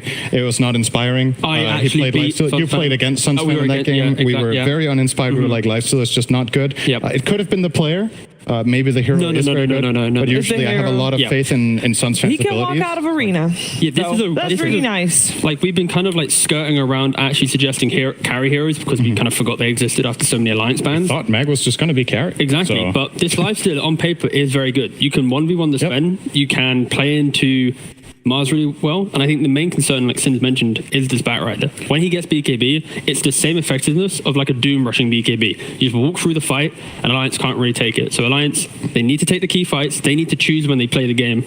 but it will be hard when there's a bat running at you and a lifestealer you can't shunt out of lane. I'm with you. I think Lifestealer isn't a particularly good hero right now, but it's a good pick in the game. So even heroes that aren't particularly strong in the meta, at least that's my read on it right now. A lot of other teams seem to not play it at all either. Right? Maybe this is the first or the second Lifestealer pick in general. Yeah.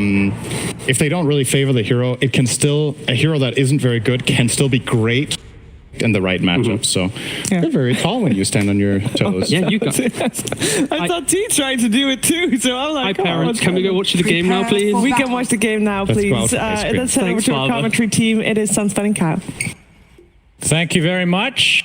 As we have a pause so we can take this time to appreciate all that is Lifestealer. Are you a Lifestealer fan? Yes. Why? In this game specifically, or No, just in general. I mean, I think that there's not enough heroes with passives, and Lifestealer has 2 of them. Okay. And I think that's Oh, that's an really interesting cool. one. Yeah, okay. Not every hero has to be super complicated. Looking at you, Ice Frog, all these new ones coming out of like 4 or 5 abilities, global mechanics. true. They heal, stun, and deal damage. Dawnbreaker, Broken Hero, don't be in TI, please. And then, it's nice to have some like more simplistic hero designs. I actually fully agree with you on this, and I find Lifestealer, despite being a little bit brain dead, very fun to play. He's kind of an in and out type of carry, as long as your team understands that Infest has a ridiculously low range, so they need to come close to you. But the panel's right. Like right in this patch, Lifestealer not that great, but in this lineup, it makes a lot of sense. Obviously, needed position 1. You have an Empower target now. You have a couple vehicles, both in Magnus and the Bat Rider to actually infest into to initiate with. So I can definitely see some. And Shiva mentioned the rage through the arena. Yep. So good value. It kind of goes both ways against Sven as well, where you can rage the Sven. Sven can go toe to toe with you, but with no big gibby, the feast lifesteal is pretty significant. It's an interesting matchup, but I've always liked Lifestealer against Sven, and it's certainly strong against this support duo, the Ember, the Mars. This built-in BKB is going to be very effective. Oh boy, big Stormhammer, even bigger Shockwave though with the big to the high ground. Illuminate. Everything's getting bigger by the moment as Cuckoo and Carl on the run. Not sure if anything will come of this now as... I was so sure we were going to see a screw to the cliff, but he went Shockwave. Yeah, okay, we got some more damage onto FNG, gets a Scatter Blast off, and there's the Illuminate again, a little bit too cocky for Zephyr. As down he goes, so first blood for Alliance. And yeah, back in the day, Lifestealer was actually, in terms of when you get a bunch of strength items on any hero, he's very good. It's not as good these days, but they did bring back the mechanic where your damage has a little bit of percentage based back into it, so definitely feels good. Talk to me about Lich. This hero is non-existent. I saw it once in the playoffs. It was absolute garbage. It's just like a worse version of every other support in the game from what I've seen, but I want him to be good. It's I guess if you think about Wyvern, how it plays up against Sven, Lich is picked for the similar reasons, physical damage mitigation, but better in the laning phase, primarily because you can already see 3 mangoes, you spam Q, and you just zone the enemy support hard. I'm personally not a huge fan, just because I think it's got limited utility. Chain Frost is very hit or miss, but we'll see. It's a new patch, people still trying to figure stuff out. He's starting to get the Crystal Maiden treatment to a degree where you get all these weird talents or ags and shards that actually okay, if I get some items on Crystal Maiden, I can do a lot of... Nobody does that though. And now with the new ags, or the changes I should say with the... Is it the shard or the ags? Basically, when you Sinister Gaze, you get to use all your spells still. That's part of the ags now, I think, right? Yeah, but it's like a mini black hole on a very low cooldown, theoretically, but it requires an Ags, and then you have to get a Blink, then you have to get a BKB. As you'll see another kill here, this time on Handskin. It's just it doesn't deal any damage, though. Yeah. We'll see. He just killed the Coddle, so some perks. Early game, he was quite good. He did use 3 mangoes, poor Handskin. It's what am I supposed to do here? Just getting blasted off the map. Yeah. I think I don't know if it was this last patch, but the Sinister Gaze, the mana drain, I think got buffed as well. So yeah, it's I think they're trying to make it gain your mana back a little bit. It's supposed to be a spell mana drain from Lion. I think that would give it a bit more utility, but the trouble with the heroes, you're so squishy. Do you miss Sacrifice? That was a really bad mechanic. I'm glad that's gone. Yeah, I wasn't a big fan either. But if you played Lich, it was great, right? Just mechanic as a whole, not too fun. I mean, you get your mana, you ruin the enemy's carries. Yeah, but that's what I mean. It's just tedious. Like, I'm gonna make the carry lose a creep per wave because I'm skilled. Like, it was just it's a no skill, absolutely anti-fun.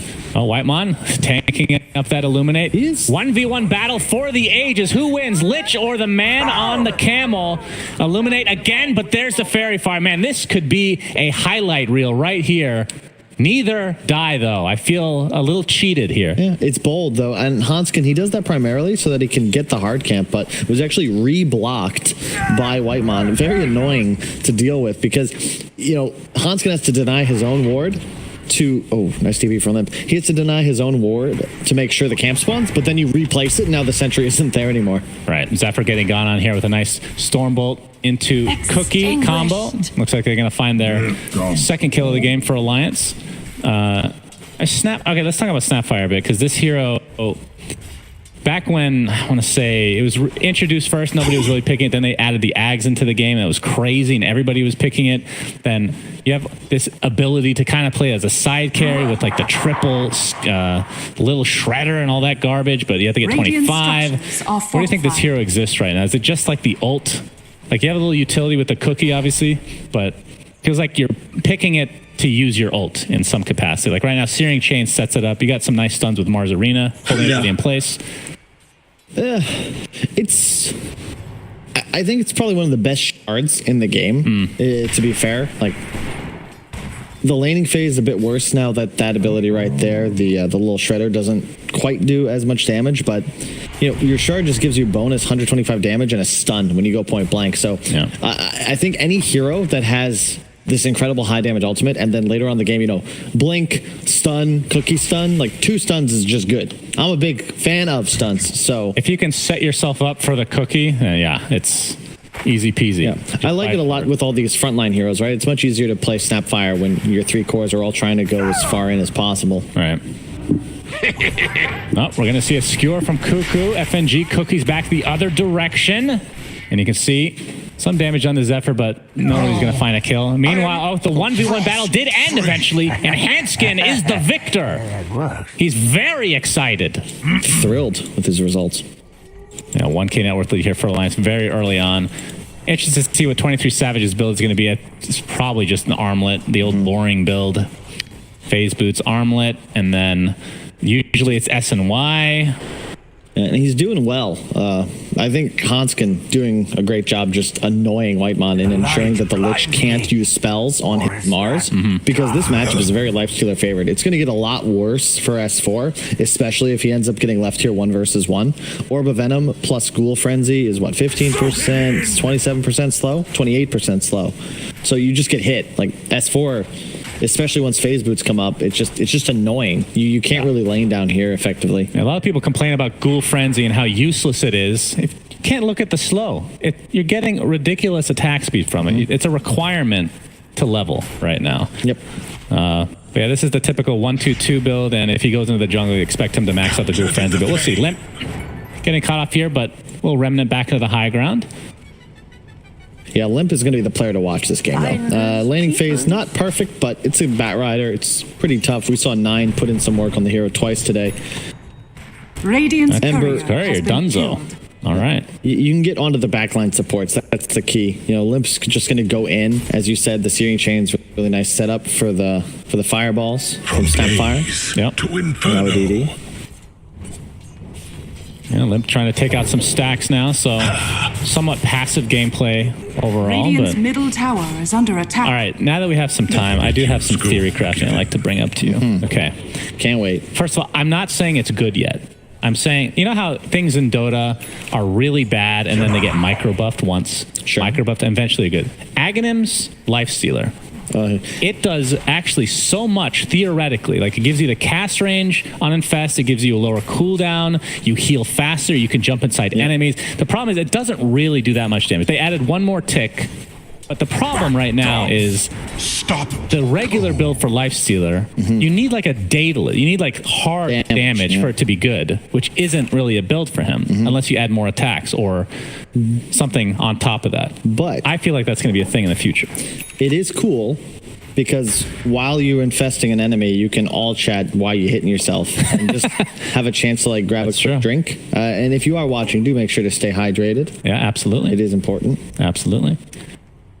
However, no, it's not a thing. It's not a thing yet. You can't buy it. It doesn't do enough for you, and it's too expensive. Later on in the game, sure, you have a rapier. It's pretty cool. But it's one of those things, like, you know, shout out to the dev team. They did make an Aghanim Scepter for effectively every hero. Yeah. But I believe there are some where the ideas were developed later at night. You know, we spent a couple of times. It's like 3, 4 a.m. There's only 2 guys left. They were just listening to Slacks for the Lycan bite, right? Maybe that's what it is. You get to the end of your ideas, you're like, we still have these. We need 2 more heroes. All right, Let's go to the this could be your Slack moment. book. This could be your moment to create an Aghanim Scepter. No, I have no desire to create. I just like to talk about the game. I don't want to balance the game. I have a suggestion for Lifestealer X. Since we have some time here, we might as well. You know, it's late at night somewhere. Maybe there's a Valve employee like, hey, you know what? I want this to be a thing. How about being able to use items while you're inside? So if you have that nullifier, which is an item on Lifestealer in the late game, you cast it while you're inside them, so they can't ghost scepter. They get annoyed. Love it. Thank you. That's still just a micro buff to the grand scheme of things, getting Ags on Lifestealer. What if, and then if a hero dies while under the influence of Lifestealer Infest, the game pauses, and you do a quick cinematic of him popping out of the chest of his victim, and then the game would continue. I mean, Valve loves loot crates, so that just makes perfect sense to me. It's like opening a chest, except you get a disgusting ghoul that comes out. Absolutely. Okay, not the kind of chest I was referencing. Carl is... Okay. All right. Carl is farming the crap out of this triangle. And we talked about how this has become a little bit less effective. It just requires a lot more, as he's going to pig pull himself.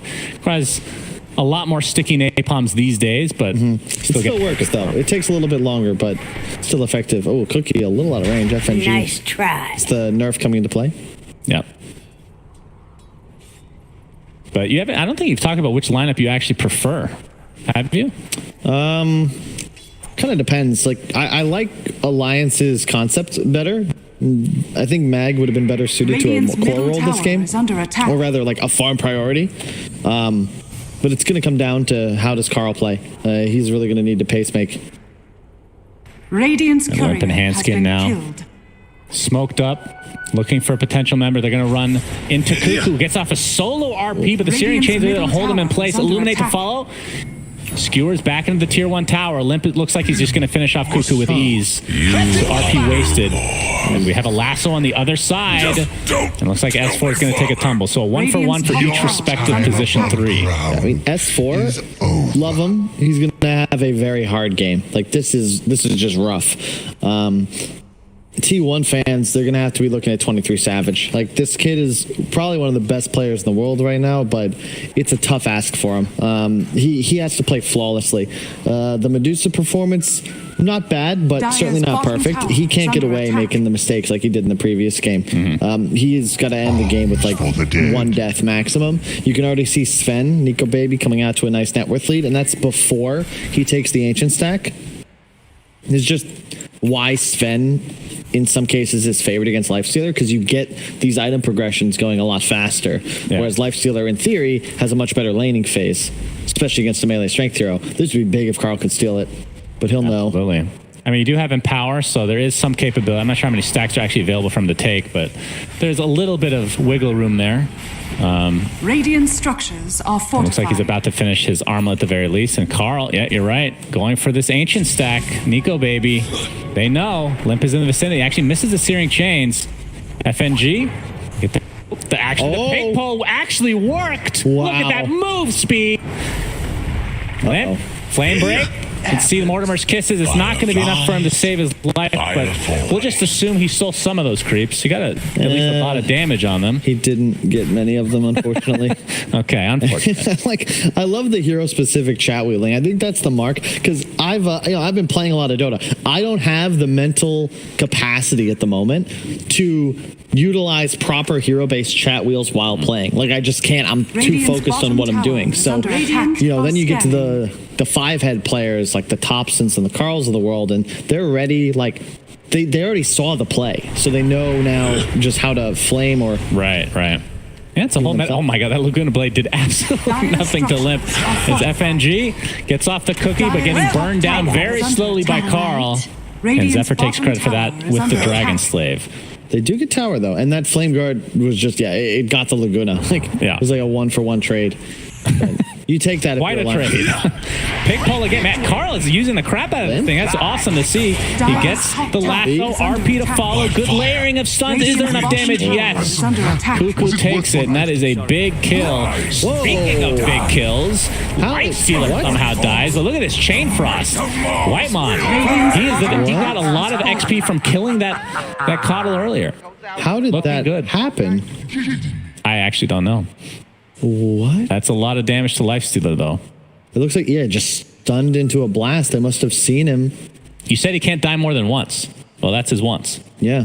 That one hurts, because that was to Nico, baby. Well, Hanskin got the last hit, but still. Dire's bottom tower is under attack. Sven didn't even use his ultimate for that. Yeah, I mean, you can look at the net worth. Obviously, Sven's going to have an advantage just having that inherent cleave that you're talking about, but this is a little bit larger than you're expecting, maybe. And the thing is, I will say, T1, like, this is going to be an interesting game where Alliance are going to get a power spike, 20 to 25 minutes. Their Sven will be an item ahead. They'll feel good. But later on in the game, T1 have two tools at dealing with Sven's BKB, the RP and the lasso. True. Alliance, you don't have that. Like, Lifestealer is going to have a pretty free game no matter what, which is why I'm placing so much emphasis on 23 Savage. Because if he gets to a point where he's top of the net worth chart, you're going to feel really good as T1, because he's just going to be unstoppable. And power to boot. Yeah, taking advantage of that Empower now, so starting to ramp up his farm just a bit. And as expected, we'll be going the SNY into Satanic, and let's see, Satanic this game. I mean, the Dispel is really good against Coddle. It's good against the Searing Chains as well, so that's going to be pretty value Satanic. That's a lot of neutrals for Mr. Sven. That's where he lives. That's part of his lore now. Is under attack. Oh, he is a rogue knight, so it would make sense he's traversing through the forest alone. Yep, true. Have you seen the Green Knight? I haven't, but I've been it's very good. Oh, it's good, yeah. Have not seen it yet. I chose to watch Old instead. Yeah. M. Night Shyamalan always disappoints. What? Since 96, man. Yeah, what are you doing? It's every movie. Terrible. He's like an airplane movie director. It's like watching movies on plane. I guess I'll watch. It's like going to the fridge when you're hungry, and like as you check back every 30 minutes, and your standards just get lower, and eventually you pick something. It's true. I can't argue with that. Cuckoo skewers out for the Searing Chains. Does connect. Limp gets it off finally, but there's the initiation from Batrider through the Mars Arena. You go. LSA's not going to connect. A nice sleight of fist, but it's not going to be enough. The burst damage was there anyway, so it's going to be a 1-for-1. Limp ends up getting Cuckoo. Another pig pull. Man, he loves this thing. I would say something interrupted the cookie from the Snapfire. Or was it the skewer from the mag? Weird interaction, but could have been. Yeah. 23 not even there, just shoving lane. I mean, they have a lot to go through Mars Arena. Batrider's Firefly still goes over, right? Or they fixed that? I think it's because it's the Z axis or whatever the hell that is. No, he should fly over it, yeah. Yeah, he should. I think. So that's one. Then you have Rage to go through it as well. And Skewer, I think. No, Skewer doesn't. You sure? I don't. Once he gets GKB, Skewer will come. Dire's top tower. I'm not sure about that one. Watch, like the cookie. What interrupted the cookie? Yeah, that was weird. Huh. Was it Flame Break? Okay. Pig pull. Look at that. He dodged one glob because of pig pull. Good usage. All right. That is great to see. Mr. Carl, definitely a pig pull aficionado. Can definitely respect that. God. Nobody else is doing this. Get me out. It's Gene. Look at him. He's enjoying himself thoroughly. It makes him move faster, and he was going back to base. I know. Nobody's been doing that, though. They're very lazy. They use it as a 6 stat item. Finders, keepers. He's really paving the way for all pig pull users out there. which is not you apparently. Cuckoo has the frost shield applied. S4 gets the spear into the arena, but 23 Savage with that rage comes through, trying to take out S4, and with that flame break will be an easy cleanup crew. And that seeing it again. Actually dies in pig form. Doesn't count as a real death, by the way. What an amazing item. So incredible. What plays from Alliance to outthink the pig pole? I don't know if there's a stat, but at the end of the game, can we get a pig pole stat usage? How many times? Technology probably doesn't exist, honestly. That would be great, though. They are not going to bring their Sven. I thought they might do so since the ulti form was popped. And yes, thank you to the observer. Please stop enabling Sun's fan. We're trying to get him over this. Thank you, production. We appreciate that. So the tier 2 tower is what they're going to be focusing on for now. 23 Savage in the mid lane, initiated on by Nico Baby. Nope, spear not in time for S4. Pretty difficult kill to get at this stage of the game. Yeah, impossible. And, that's going to be the name of this game, right? Alliance, your Sven is out carrying, but 23 Savage just feels really good, just really good playing this game. He's going to be empowered. He also got Broom Handle, I think, by far the best item on these melee strength carries. Yep, quite good. Super value. Meanwhile, Sven had the chip vest. Yeah, it's not the worst. It's not good. Yeah, he's in the jungle the whole time. At least he's making use of it, True. Yeah, could have been better, for sure. Roche is going to probably look to be the next play for both these teams, or at least controlling the area. Batrider, big advantage. Pretty much anybody he catches is likely dead. So T1, they're going to utilize this initiation edge because they also do have a blink on mag. But Alliance's team fight theoretically should be a bit stronger, especially if they get a big arena down. You have a blink on S4. Yeah, Limp jumps in. Laguna Blade again, but he knew he was dead, just wanted to get it off cooldown. So Zephyr takes a tumble again. So 4K net worth lead now for Alliance. And Aghanim Scepter online. Will-O-Wisp, the Ignis Fatus with Mars. Pretty disgusting combo. Of course, Lifesteal won't really care too much about that. And Carl just gets decimated by Nico Baby. Really nice. I like the decision to get the Sanj for the status resist, but then the early blink because they did lack a little bit of follow-up, and you want to be able to just go with all your cores. So at what point do you think a casual Sange will not be that good? Because it went from 16 to 12% status. It doesn't matter. It's still status resist, right? Like if it gets 1% status resist, you're going to get it. There's a limit. There's a limit out there. 10% or more. Ice Frog's looking for it. All right, Illuminate just completely taking out that wave as Brigand's Blade is picked up. That's a nice one. The other thing is that the upgraded version is still the same, right? So Ember, you're going to go Sanj Kaya. Sven, you're going to go Sanj and Yasha, and you're going to feel really good. So there's just really no reason not to. The question is, will people stop going the Sanj first? But I think the HP nowadays, and it's such a burst-heavy meta, is just too value. That's true. Oh, big arena from S4. Delete the Lina off the map. Now the RP to follow. The BKB activated now. Onto Nico Baby. He's going ham, but 23 Savage is not really taking too much damage. Now he's stuck inside the Ignis Fatus. Nobody to invest to. Looks like he's just going to get right-clicked down the old-fashioned way by Nico Baby. 4 for 1. Amazing initiation from S4, despite him dying. Yep. S5 had huge play. Carl just wasn't really there. I think he was slow to respawn or at least enter the fight. Didn't even get the lasso off. And yeah, T1, I love their pickoff potential. And sure, Lifestealer isn't really killable, but notice he was saved for last. That was just a fight you can't win. Once the arena goes down, we're going to watch the replay. They just walk forward and get slaughtered. Like 3-man stun from Nico Baby. He also has the BKB, so Savage can infest, but like it just doesn't matter. Do they even get RP off? I don't think so. Looks like RP's on cooldown. So yes, they did. Good call, Suns fan. Thank you. Yeah, it's going to be getting flame broken here.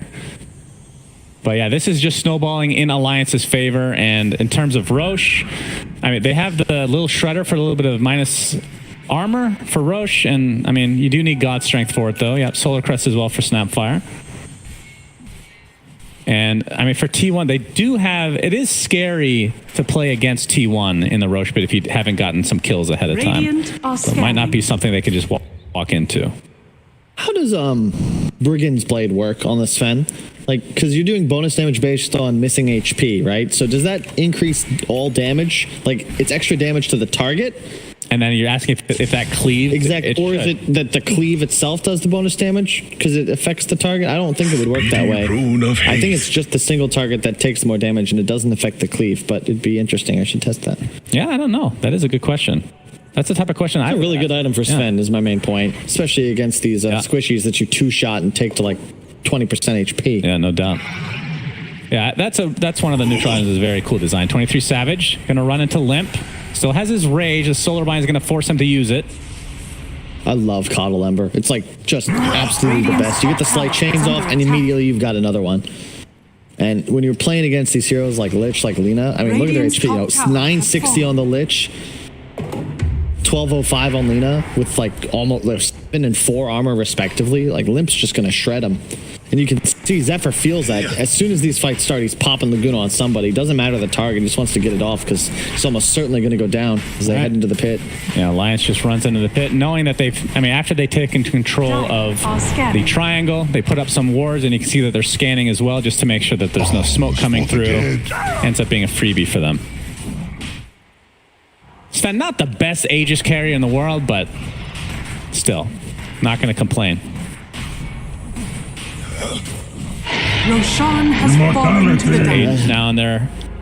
He's actually going for Daedalus, so kind of an older school build. We're not seeing this silver edge cool guy thing that I have yet to even see work, actually. I think it's because you have the blink. I disagree when people go for both blink and the silver edge. Oh, Carl gets caught out with the searing chains, and Nico, baby, 3-shots him. Yep, nice ward. Thank you to our observer. And this is the danger. You go this blink build, you need to find pickoffs. You don't have the BKB. Ooh. Quick fingers there from regeneration. Whitemon TPing out to safety. And Nico Baby's not going to find anything else with this God Strength. But still has another 4 minutes on the Aegis, so... Okay. I'm not sure how much vision they have, but I guess we obviously have more than that, but that looked hilarious. Easy spear. And this is getting out of control for T1. So what is their plan of action here? We have yet to see any kind of Infest Bomb. Like, Infest has served zero purpose in this game. Like, it hasn't been used properly. It's tough. It's just real tough. They don't have enough farm on their Lifestealer to feel confident. You can't team fight into Alliance. It was finding pickoffs that was the key. But we really haven't seen any. Like, I think we've had one meaningful RP. I think 2 lassos. And yeah, that's the disparity. Just so much more gold in the pockets of the Nico Baby Sven.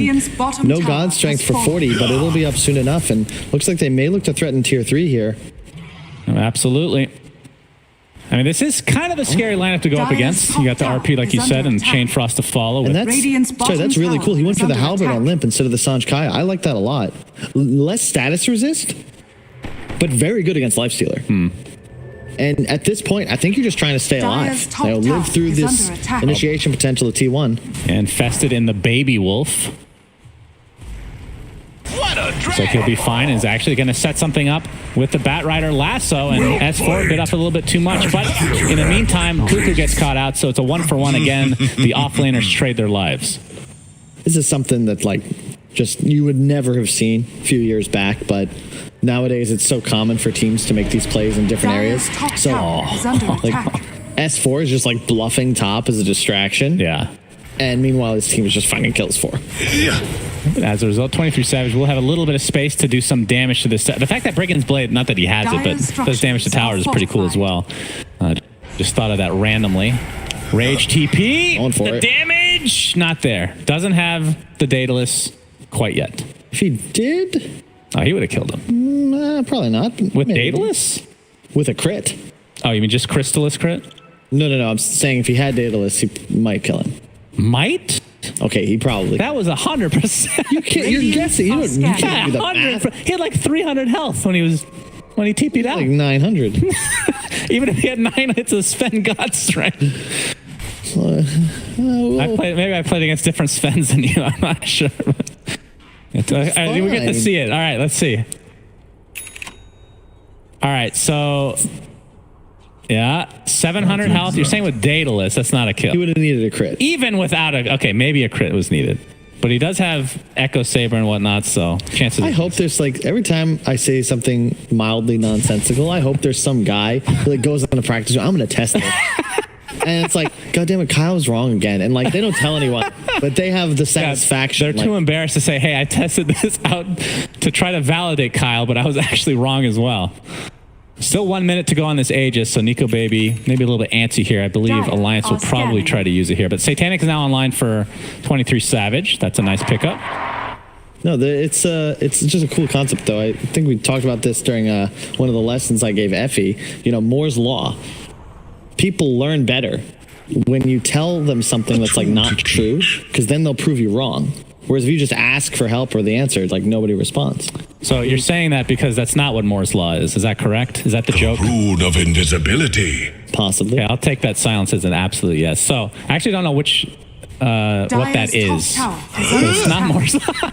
No, Moore's Law is the one I think about processors getting like smaller but more effective, and they double in efficiency every year, which actually was proven incorrect 1 year. Correct. The law in regards to number of transistors doubled every year, 2 years. Thank you. Oh, while we're talking about nonsensical things, 23 Savage is destroyed. You were right. He has the data list. He died.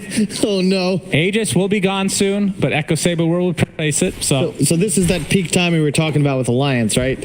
You're suddenly an item ahead on the Sven, and your Life Stealer doesn't have that confidence anymore to play the map because the physical damage actually just kills you. They don't need a rage TP. They need some turnaround on 2-1. I feel like we haven't seen Cuckoo in this game. Same with Carl. Like, there's just no ability for them to make pickoffs. But how much of that is the unseen influence of Hanskin and our inability to see the map with fog? Because these waves are just dying. Like, there isn't a way to make plays as your bat because this, like, look at this. Never refuse gold. Just Coddle, I don't know. Based on what we've seen so far, he just feels like a first ban along with Clinks. Like, these two heroes just feel like on a different level of everybody else right now. And maybe it has something to do with teams not properly, trying to counter it. At least they haven't learned how to do it properly, or maybe they're just too strong right now. Yeah, who knows? It just, seems a lot like a Darkseer in a way, shoving lanes from off map. You have specific things you'd like to play around, but Coddle just has a wider window of necessary partners to be effective. Like, I have an Ember Spirit on my team, then I love playing Coddle. That's my go-to chakra. Right. And you push waves. And that's that. All right, so 5-man smoke for T1. We have the Infest Bomb onto Carl. And S4 is who they're going to run into. Not sure if they want him. Biko Baby in the vicinity. Pops the BKB. There's the lasso. They want the Coddle. He's already expended the Will-O-Wisp, but that is the Lotus Orb actually applied with that lasso. So not much is done there. And here comes Biko Baby with the globs from afar. And the disarm that you were talking about. 23 Savage forced to rage TP out. And this was a disastrous fight for T1. Alliance looking to clean up. They'll find a second. Could have been worse, but not great for T1. 2-for-0. I mean, he didn't even God Strength. You're right. That's actually true. He just had a DD. It's looking rough for T1. There's still a potential. At the end of the day, Magnus, Batrider, you drag people back, get that fight into the tier 4s. It's going to be your play. To get the D ward. They know he's used Rage, so he can't fight until this is off cooldown again. This gives you like a 10-second window to just hit buildings without any worry. But there's the fort. Magnus coming back alive. Still the BKB on Sven. Yeah, I mean, they still have this wombo combo, theoretically, if they can pull it off. Will-O-Wisp up a little bit too late there. So 23 Savage is going to eat that up. Surprise, Alliance might. Are they going to back here? The Alliance special is to go, right? Like, they love that play. You little fake back and dive base. Right. But I think now you reel back after that miss. All right. Okay, I'm not blaming the game on this guy, okay? But I want your thoughts now on Lich. I have not felt the presence of Lich at all. Well, after the that's just the nature of the hero. So why pick? Is it you're picking it just to try to win your lane? Is that kind of the idea? Is Hanskin's going to get killed here? Honestly, not sure. I see it picked a bunch, but and I understand the defensive tools, the main reason. But if I'm looking at heroes that were buffed a bit in the patch, I look at Disruptor as my go-to 5. Like same concept in that you bring a bunch of mangoes to the lane and out harass and win it for your carry. But if I'm thinking like defensive supports, Lich just isn't top of my list. All right, Frost Shield is good, and you can use it on towers, which is helpful, but It's not like crazy good.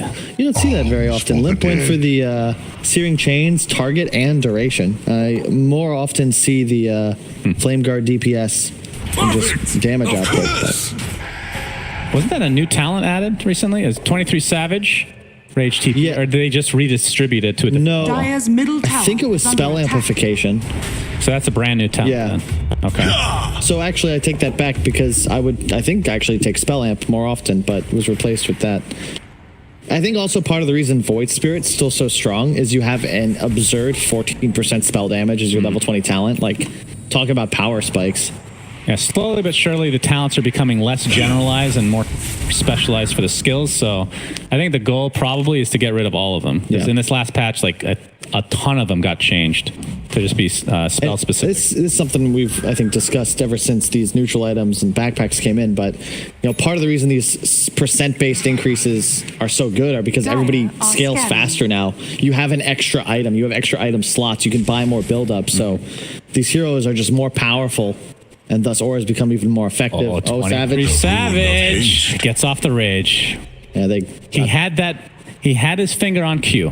I mean, he saw S4 smoke broke like a little second delay. He's very quick react. I couldn't do that. I'm 23 it's S4. His fingers are still quick, but I mean 23 Savage, like this kid's like 12k MMR. He's got a decade on S4. That's true. He's gonna have the react. It's funny you say he has a decade on as if like in a normal sport, like he's got 10 more years of experience. No, 10 less years actually, and that's a benefit.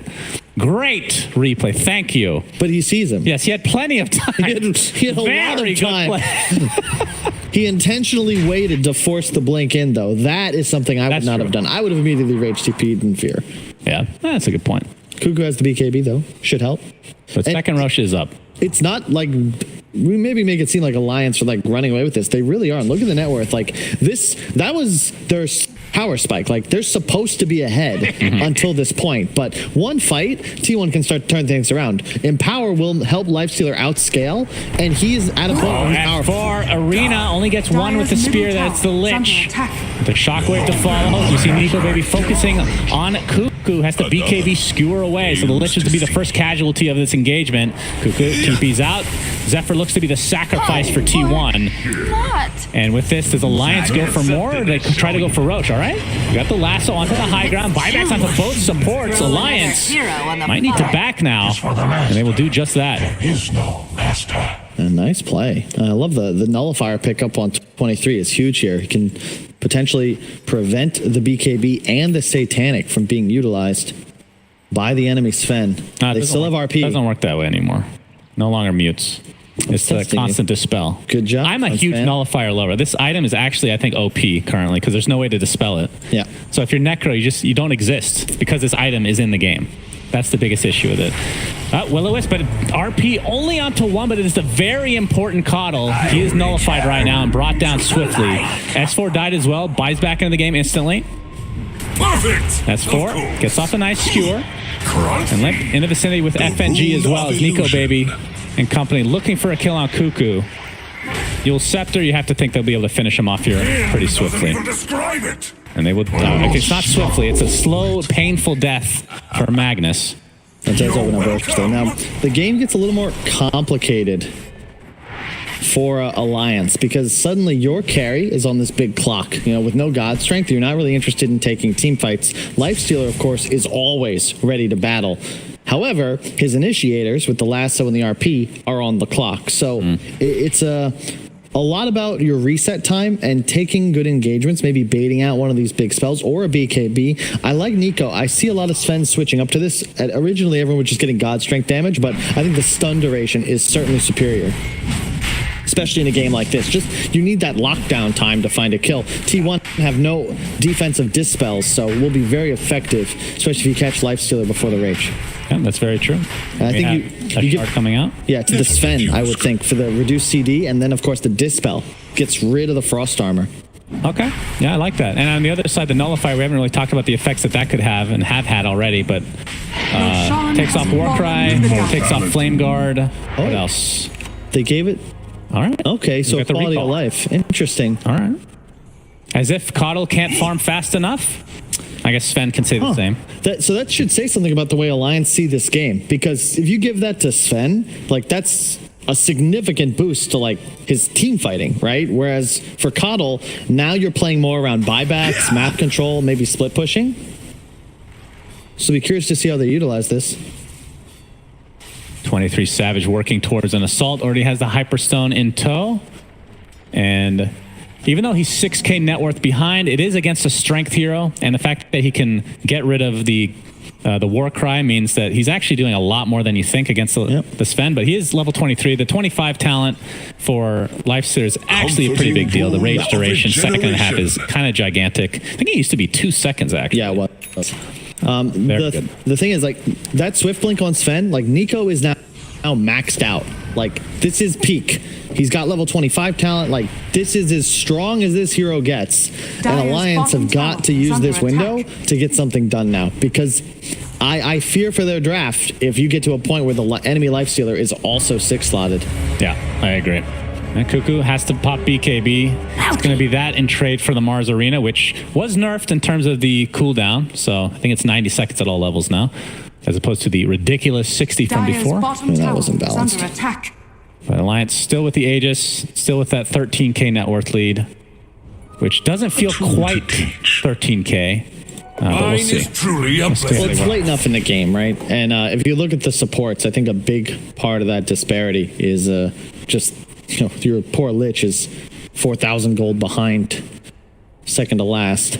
Yeah. And Hanskin is not. I'm like, wow, wait, what am I saying? Oh, then you realize Hanskin is considered a support, and he's almost 18k net worth.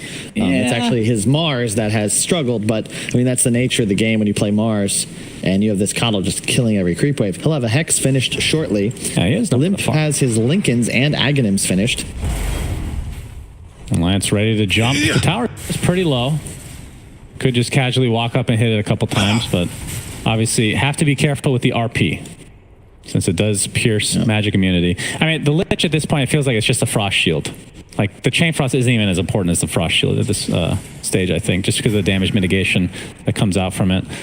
And they're just blasting for vision. Yeah, they want this ward. They know there's something there. It's just sentries right now, but with that damage here to the tier 3 tower, see if they can finish it off. Taking it kind of slow, nice, methodical for Alliance.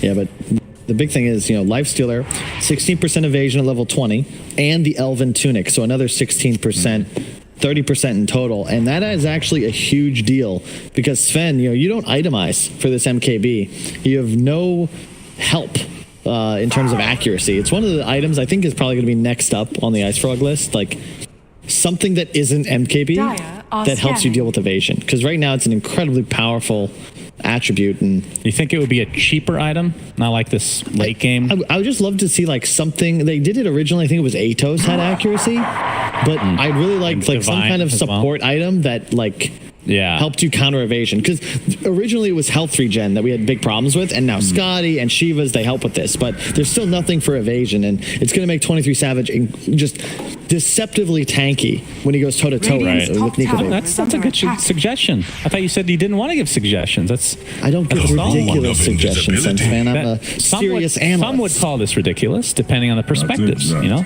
some people don't want supports to enable their carry to do more damage to butterfly targets. You know, who knows? There's a lot of sadists out there, like Slacks. So Carl right now running with, looks like Octarine's next on the table, has the Aether Lens already, so that'll be very nice. I feel like this could be an Aghanim Scepter game, actually. To be able to get that double lasso potential that could really turn things, especially if you RP them first.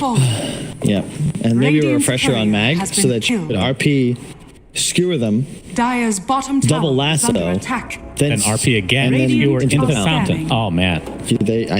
Except the fountain's not strong, really. It's true. To be fair, it needs multi-shot and break and a lot of different mechanics, but it does have the Ursa passive essentially now. So I think it should instantly kill illusions. Yeah, I don't disagree with that. 23 Savage, not quite level 25 yet, so definitely behind in the levels overall. Penta Edge Sword picked up though, and I wonder if he's gonna take that one or not over the Trickster Cloak, because Trickster Cloak is Oh, wow. Yeah, even more evasion. Yeah, like Wow. for tier 4 items for carries, this feels like one of the best ones now that they've gotten rid of some others. Nope, looks like he is going for it. Okay, Penta Edge Sword it is. So you get your maim back, the old S and Y. Kind of old school here. He has to use the tome. Still not 25, though. They desperately want that rage close. talent. There's an Octarine on bet. No buyback on Carl. None on Savage either. And now we have the Infest Bomb onto Carl. A very risky move here. Yeah. I mean, not a whole lot of buybacks overall for either side, but more so on Alliance, of course. Nico Baby with the Swift Blink, by the way, and has the Leveler equipped right now. Will-O-Wisp, all right, with the Ensnare, and there's the Infest Bomb with that Nullifier and the Chain Frost. Lich did something. I can't believe it. They're going to delete Coddle from the map to start this fight out. And Alliance, Esfer's actually stuck inside his own arena. And looks like he's going to get dropped. No, he actually blinks to safety, surprisingly enough. But Skewer's not going to be there. 23 Savage pursuing, and you can see the globs forcing T1 back. 23 Savage forced to use his rage as well. It does have the 25 talent now. Radiant's middle barracks are under attack. They did get the Coddle, still kind of a weird fight, but Alliance had to use some relatively long cooldowns. Hey, Cuckoo is not connected. Oh no. No big KB. Yeah, it's pretty difficult. Carl getting caught out.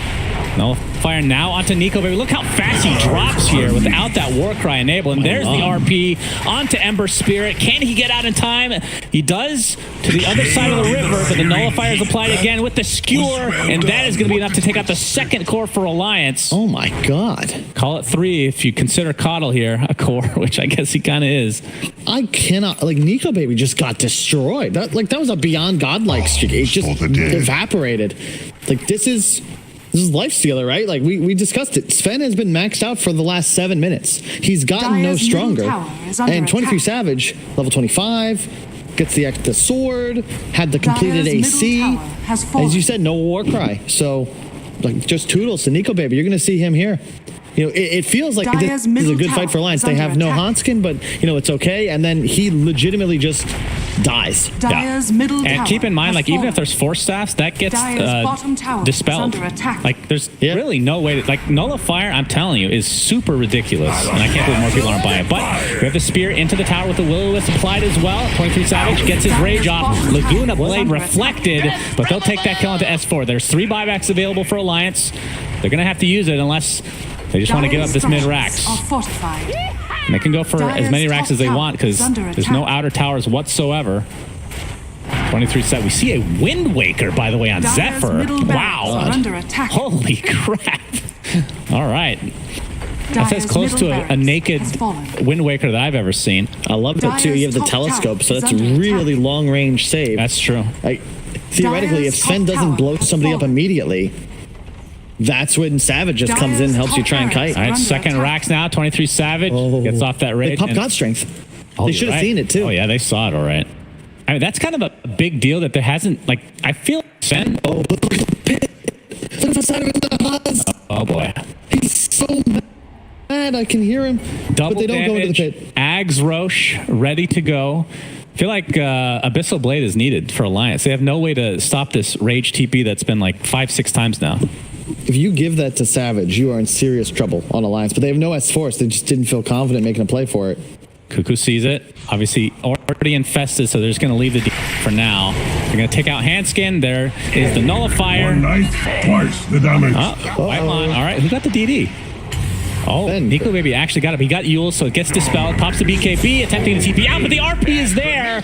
And this is death number 1. Does have a buyback, as does the rest of Alliance. But this is going to free up Roche for T1, and they've evened up this game, actually just taking the lead outright. I'd say more than even, Suns fan. This is suddenly T1's game to lose. All right, Kyle. Like, Hex on Cuckoo. Yeah, go ahead. They're getting Roche. Aghanim Scepter. Please give it to Lifesteal for no reason other than that's awesome. No. God damn it. No, you give it to Zephyr. Damn you. Really? I think you give it to Batrider for sure. Pure damage, BKB. No, the double lasso isn't real. It's fine. If you have all these items with BKB, yeah, they're giving it to him. This is good. This is a good Ags. It's real. I mean, it's one thing if it's like a support Batrider and you can't, like, get in the right position consistently. He has so many items. He's not going to get bursted, you know?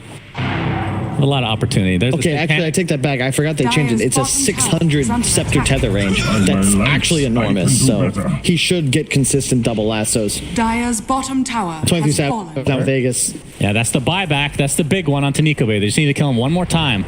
Applying the pressure to this barracks now. Another respawn coming for the Snapfire. There's the Rage, and you can see S4 tries to use it off, but that is the Nullifier. Literally 0 counters other than, I guess, Lincoln Sphere. Limp on the other side gets lassoed, and weirdly gets stunned as well by Lich, but the deletion from Nico Baby, trying to apply all this pressure to Batrider as well. They'll get that double kill for Nico.